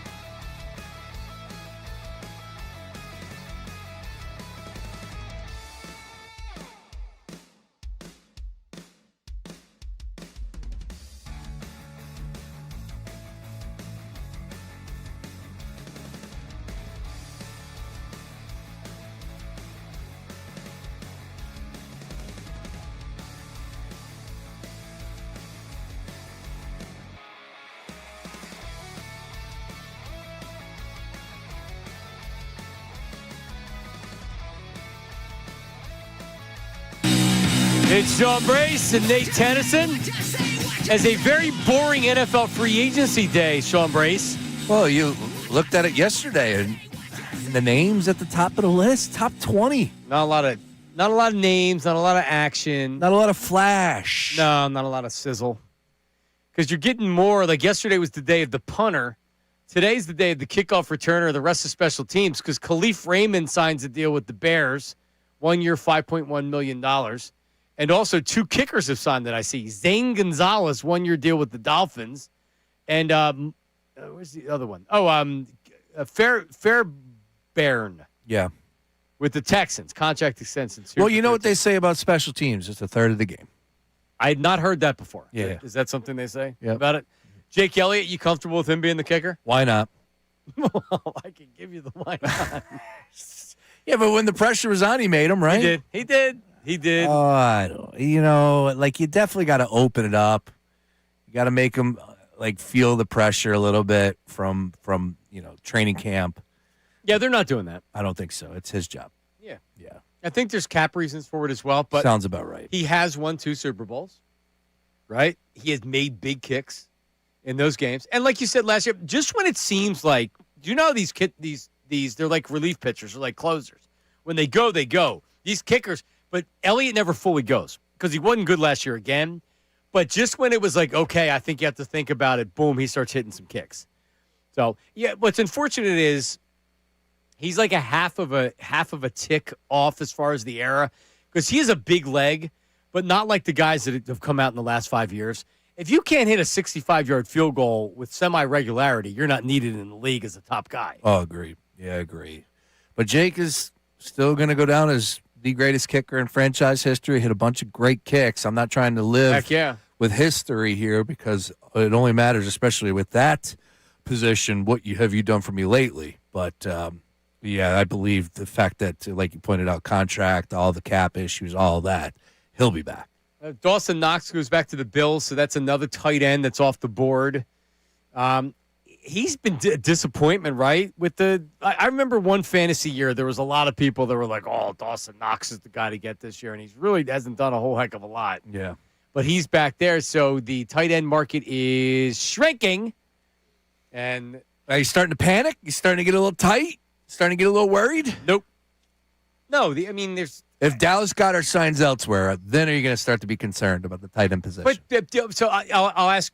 You ask me a question, I'll counter with a question. Okay. Do you think Howie Roseman doesn't have a plan? I don't know. All I heard about was Jalen Phillips.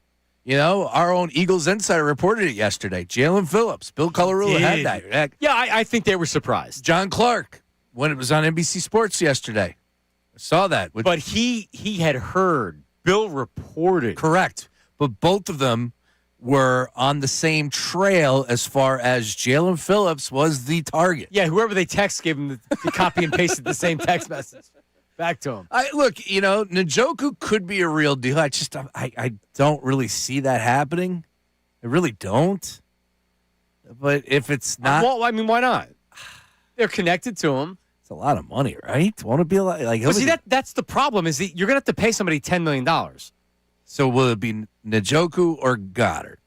That's the question. The feeling I get from hearing from a couple of different reporters is that Goddard, if it's the same money, will go somewhere else. That kind of out of, hey, you made me take a pay cut. All right, I'm gonna maybe not to say, but he's not coming back for a hometown discount. At least that's not the feeling I got. That could be totally off. But I don't think it's like Zach Ertz because I think it was a D gun yesterday. It said Zach Ertz, even though he tore his ACL pretty late in the season, but he doesn't want to come back. There were real hard feelings there. I'm not saying that there's hard feelings with Goddard necessarily, but the reality is they more or less said, hey, you can go somewhere else or you can take this pay cut. And he took the pay cut. The other tight end option to have my eye on is the dude from Tennessee. He goes by the name of Chig. That's his nickname right there on the roster for the Titans. Okonkwo, I believe is how you pronounce his last name. He's a stud. He's got some really good speed, athleticism, good hands. Played for the Titans and made a little bit of a name for himself. I know he's got some. I think he's from Boston, so they were making the case in New England, but something to keep your eye out there. That would be a guy that I would sign off on. All right, Alfie in Abington has left the parody song. Let's hear it there, Nathan. You're right. As a savvy veteran, I should know turn the radio down. Yeah. So I do owe you a parody song. Nice. Let's get it. Step 1, turn on the Fanatic. Step 2, 10 is 10 to 2. Step 3, to the end of John Marks. And that's what you're going to do. It's a Middays with Marks. Ooh, Middays with Marks, baby. And with Sean Brace. I like it. And I just can't live without you. Is that what it is? Baby, hold back. Ah. Da-na-na-na-na, da-da, na-na-na-na. It's Baby Come Back. Yeah. And remember, it's used in a commercial where it was like they were throwing out the broom or the old mop. They were throwing the mop out. I don't remember that. Yeah, because they got this new mop, and the mop was like singing, like, "Baby, come back! I need you to sweep my kitchen floor." All right. You got to have some music behind it. No, what are we doing here? No, acapella. It's tough to do it. All right. It's tough to do it on the voice memo with you don't have a boom box with you. Gotcha. To do it or whatever. But like so Nate, life was better when we carried around boom boxes, and you put it by your ear. Like you were the. I never put it by my ear, but I had a boom box. You had a boom box. Yes, I had a boom box that wasn't a CD boom box. No, the tape. I had just a regular tape boom. Was box. it a two tape deck or was it one? 2. Oh, it was 2. Had to be 2. Yep, it had 2 because the one was a record. So I used to the whatever they called it on Power 99 when they would play like the top 5 songs. I'd have to record it, so it'd be like, oh, what's number 1? Is it Cypress Hill again tonight? Now you record it, and you always record. You can't be right on the edit. You don't want to miss the beginning of the song. Yeah. So the host is talking up to the post, and he's talking about shout outs and this and that, and then there you go, Cypress Hill. Boombox, man. I'm telling you. Let's bring back boomboxes. I remember one mixtape I made off of Power 99 had Bobby Brown on it. Yes. Cypress Hill. Let's go. I forget what else was on that one. But I used to listen to it when I mowed the lawn, and I listened to it on a Walkman that didn't have a rewind button. It only had the fast forward. So when you had to rewind, you had to turn it around and fast forward it. Oh. I didn't have one of the fancy cassette Walkmans. Well, that makes sense. I thought you were going to tell me you stuck a pencil in it and had to read. I did not. Okay. No, you would just had to turn it around and then fast forward. Yeah, that's a good I had song. one of the sports Walkmans, which were the yellow ones. They were a big time hitter. Yeah, I didn't like the headphones. I didn't like the headphones back in the day. Yeah, those little fuzzy the foam guys. Yeah. So Nate, by the end of the show tomorrow, you need to come up with a parody song and sing it. That's your assignment between now and tomorrow. Sounds good. That's gonna be a tough choice to pick. Who I'm gonna parody of. It can be a segment. Could be anybody. Yeah, you could rip Dutz. You could rip Ray. He's away. Yeah. I don't think he's gonna be back tomorrow.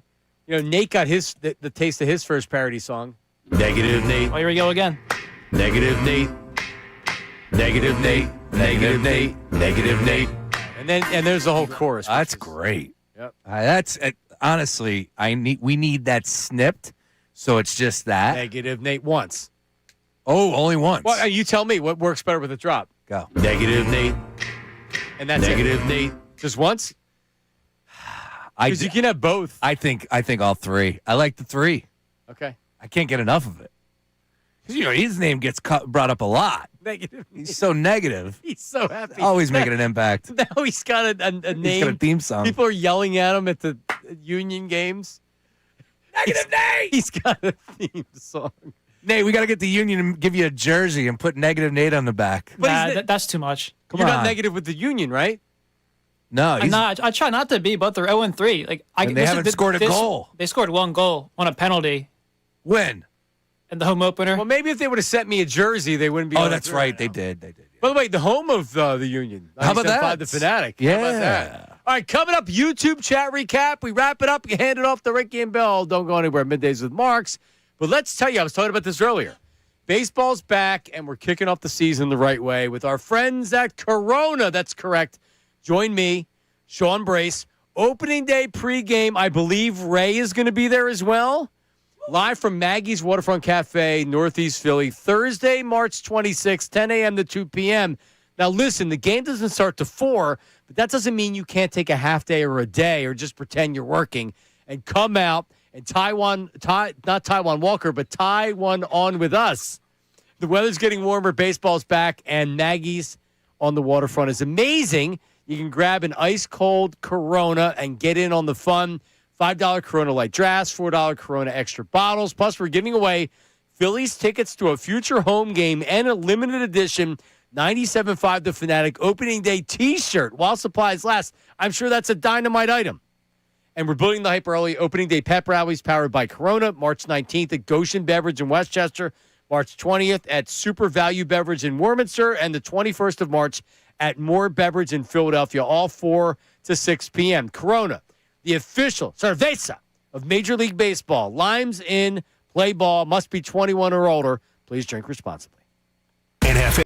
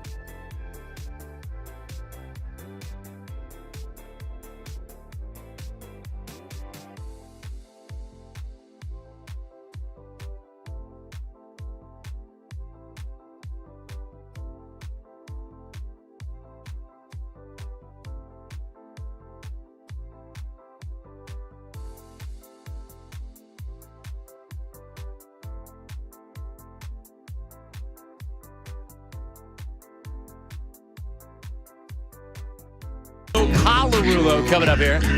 Actually, speaking of Colarulo, we're told that Bridget Colarulo, Bill's wife, Nate, who do you think her favorite host is on the station? And this includes Bill, her husband. I know it's not Bill because he said it's not him. It's not him. It's not him. Favorite host? Favorite host on the station. You can throw all the different shows. Yep. Is it Brace? It is Sean Brace. Correct. Oh! answer. I would just want to give a special shout out to Bridget, and hopefully she's having a wonderful day today. Thank you. There you go. Good taste. Very good taste in radio host. How about Bill's that? a good-looking human, too. Nice work there, Bridget. He is. There he is. Yeah. Bill Colarulo right there. Look at those guns, dude. So if What's you he on, peptides? When you, I think he's on straight anabolic. When Sean gets in the shower, what he thinks he looks like is Colarulo, Yes, and then that he is looks true. in the mirror. That is correct. I think I sound like Adam Levine and look like Bill. That's funny. Just a note here. We'll get to the YouTube chat recap. Just a special note. So Philly Baseball Talk, if you haven't heard, is the baseball podcast / YouTube show for 97.5 The Fanatic. I don't even know if the audio podcast is up yet, but the intention is we're going to have the audio podcast on demand, and then you can watch the YouTube show. We'll do some lives. We'll do some recordeds. We'll do some post games. You're doing the same thing with the 76ers. Oh, yeah. So I did one last night with Dutsy. Dutsy and I went live, and then so it's going to be up for your viewing pleasure at some point. I think it's actually up. Not that I'm asking you to watch it right now, but if you get home tonight and you're looking for some material to watch or to listen to, we're doing a baseball show that will be available on YouTube. Just make sure you subscribe to 97.5 The Fanatic on YouTube, and you can check out everything that we do. You can watch our show live. You can watch our show later on whenever you want to, which I frequently do when I'm doing dishes. Nice. You're always doing dishes. That's like a segment for you. I got a lot of dishes to do. Oh, God. I actually was doing a podcast doing the dishes for like a week where I was doing on my phone while I was doing it. Yeah. See, great minds think alike. Yeah, I was doing takes from the kitchen sink. I kid you not, I feel like I do the dishes every day, all day, and I empty the trash at least 3 times. Like when I honestly, when I buy a house, my next house, I want to have a dumpster. I want a dumpster right in the kitchen. Like full-blown dumpster. What if you had a trash chute that went from your kitchen and then somehow it ended up I don't think that's enough. I just want a dumpster. I just want a big dumpster right in the middle of not an island, a dumpster. In the kitchen. Yes. That sounds like a great idea. I literally have to empty the trash 4 times a day. I have no idea how we build up that much trash in our house, but it's Bill Colarulo, wife probably doesn't like dumpsters in the kitchen. All right. Sorry. And neither would your wife. No, definitely not. But to your point, you know what I did the last thing I did before I got in the car? Emptied the trash. Emptied the trash, replaced the bag, and then took the recycling because the recycling was very high because I had the separate recycling thing and dumped that in the container. I mean, how many landfills do we have out there? Not many. Not enough, that's for sure. Yeah, where does it all go? Yeah, where does it all go? Because it doesn't stop. It only gets more. We only have more just waste. Keep on packing it on. Yeah, I'm glad I'm going to be dead in 40 years because I don't know. How many? 40. You think you got 40? I'm just kidding. What do you think? What do you think you have? You ever think about that? My mind's already starting to go, so I don't know. I like if I get to 75, I view that as a win. My grandmother was 98. Yeah, see, that's the issue. The bar is set high with a lot of family members, and I know. I have diabetes, so it's not like I have everything going for me. Would you be cool at 75? No. You want to be more? Yes. Oh, I'm good at 75. No. Yeah, you say that now. Well, my dad's going to be 75. I guess I could still play golf. This year? Yeah, if I could still swing a club, sure. My dad's not swinging a club, but he's swinging a hammer. He's still working. Oh, good grief. Yeah. All right, nice. Yeah, he's still working. All right. He's not doing a lot believe of me, I don't have a 401k. I'll be working till 80 as well if I'm still here. All right, let's get to the YouTube chat recap. Nate, what do we got? It's time for the YouTube chat recap. How about filling us in? Let me tell you something else, man. Watch us live on YouTube every single weekday. I can't lie. Let me tell you something. It's the Middays with Marks YouTube chat recap. Yep. From Andrew, it's getting near lunchtime, so prepare John saying topics to lose your appetite. What I normally do? It's normally like a bathroom conversation around noon. Sure. It happens, I guess. Yeah. It's a 4-hour show. Right. It's a long show. Well, if we put on the show sheet, I do the bathroom talk before 11:30. Okay. A lot of times it's reacting to coming back from the bathroom. Very true. Like yesterday in the bathroom, you were having conversations. Yes. Matt Cowper and you were having a conversation at the urinal. Great conversation. Which is why I go upstairs. I don't want to talk to anybody. I want to go to the bathroom and leave. You know what? We're all friends. No, I know. Some people Fist sit in the bump. stall and go to the bathroom, doing a number 2 and talk through the no interest. We weren't high-fiving or anything. We were just breaking it down. You weren't sword fighting or anything No, like definitely that? not. Definitely not. Good grief. You set me up for it. I wasn't talking high fives. Oh! I just don't want to talk. And by the way, how about this? It's a Take Tuesday. Yeah. Can you stay off your phone for 45 seconds to take a leak without having to look at your phone while you're at the urinal? Everybody's on their phone. No, all I know, day, but like every day. If you're at home and you're going number 2, okay, you're on your phone. That's fine. You don't need to be at a work urinal, and I come up to the urinal. It's already awkward, and you're looking at your phone. Jesus, I was in Disney World for a week, and anytime you go into the bathroom, the urinal, it's like, like people are they're playing games on their phone while taking a leak. Yeah, keep the phone in the pocket. Put it in the back pocket. Yep. Wash your hands. Yep. What's next? From JM, I can deal with the public shame of stinking up an airplane, but I'd prefer to avoid a high chance of E. coli or hepatitis. What's this from? I have no idea. Nate, was I talking about? I have no idea. There was not a mention of E. coli today. Or stinking up a plane? No. Yeah, I mean, all else being equal, I don't want to go to the bathroom in a plane either. But we were talking about the emergency, having to go to the emergency bathroom. Like, would you rather go in your pants or? Yes, I got it. Herb was in the TJ Maxx. Sure. Gotcha. The bathroom chat. Thank you. All right, what's next? From Dawood Spriggs, Knowles is going to serve up more meatballs in Olive Garden during the Create Your Own Pasta promotion. Yesterday was National Meatball Day. I love a meatball hoagie. Love a meatball hoagie. Well, it's a sub. What? Sandwich. Not a meatball hoagie. What do you mean? It's a meatball hoagie. It's a meatball sub? You put lettuce and tomato on it? There were times that I did put lettuce. No, it's it's a meatball hoagie to me. It will always be a meatball sub. Wawa meatball sub. You're right. All right. Yeah, it's not a hoagie. So a hoagie classified with lettuce. Yeah, because like a cheesesteak hoagie, it has lettuce and if it has lettuce on it, it makes it a hoagie. That's right. But if it's not, it's just a cheesesteak. Cheesesteak. Right. I like cheesesteak hoagies with lettuce and fried onions and then oil and vinegar and then oregano on top. I've never called anything a sub. My old man used to own a shop back in the day. A sub shop? Yeah, subs and stuff in Kearney, New Jersey. That was the name of it. Get out. Yeah, way back. My old man and old lady used to run it. So you have sandwich making in your my family blood. history. Yeah, Look at you. my lineage. Look subs at that. And stuff. Dane checks in on text line. He says, no talking during the bathroom break and definitely not when going number 2. I just want everyone to be calm and just keep it moving. So if you want to chat, I have no issues. But I'm not interested, but I can understand it. It is a little awkward no matter what. You walk in, somebody's there, you got to use it next. You're not supposed to acknowledge them. You just go and then maybe don't. A hey. I don't acknowledge them, but I'm all right if up? you do. Yeah, like hey, how you doing? How's it hanging? But it's also then well, you know how it's hanging. Nice and low to the right. If you get a choice between a short urinal or a regular urinal, I go right to the stall. I'm not on the little urinal. I hate the little urinal. Who's the little urinal for? The little kids. Oh, come on. There's no little kids coming in here. It's a place of employment. But there's not one here, but you'll see them at ballparks and places like that because you do have the smaller people. And I'm not talking about little people. I'm talking about children. Oh. Or but little people as well. Bring back the trots, would you? No, that's even worse. And everybody's junk is just hanging out everywhere. God. No, honest to God, Sean, I wouldn't even try. I wouldn't even go to the bathroom. In a trough? I wouldn't even go. I wouldn't even try. I wouldn't be able to go. The bar I used to work at in college had a trough. Yeah, I wouldn't go. I wouldn't be able to go. I'm being honest. The new hires had to clean it. It was great. Oh, yeah. Is it big?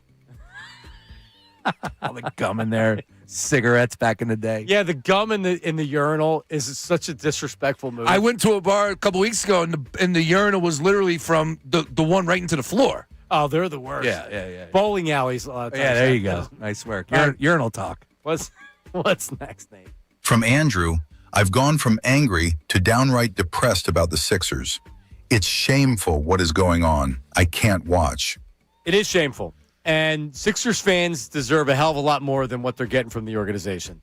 And Josh Harris ducking the luxury tax. And if he told Daryl Morey, you have to move salary. The fact that Daryl Morey, like you talk about egg on your face and looking like, what do you think Daryl Morey thinks about this when they're getting trolled at the Cavs game with Jared McCain's. Yeah. No, it's the reality of where we're at. Oh, by the way, Sixers 2.5-point favorites tonight. It went down. Yeah. It should go down even more. All right, one more, Nate. From Neil Deaver, a gentleman's club would be fairly good if you weren't hassled every 10 seconds. Let me drink and window shop, damn it. Oh, so you just want to go in with $10 and give $1 every. Let's go, Neil. 35 minutes. Come on, man. They're not there working for free, bro. YouTube chat recap. Thank you. That's great. Yeah, but you had them. Leave me alone. And then you have the guys that want to go into the back room and get the VIP couch dance. There's all a big cast of characters. I'm sure. I've never been to Magic City, so I would maybe one day we get a field trip. Maybe. Probably not. You can bring me the wings, though. I'm a big fan of hell yeah of lemon pepper Lou wings. All right, guys are coming up next. Good job, Nate. Thanks, Shukri, back in the back, associate producer. Guys are coming up next.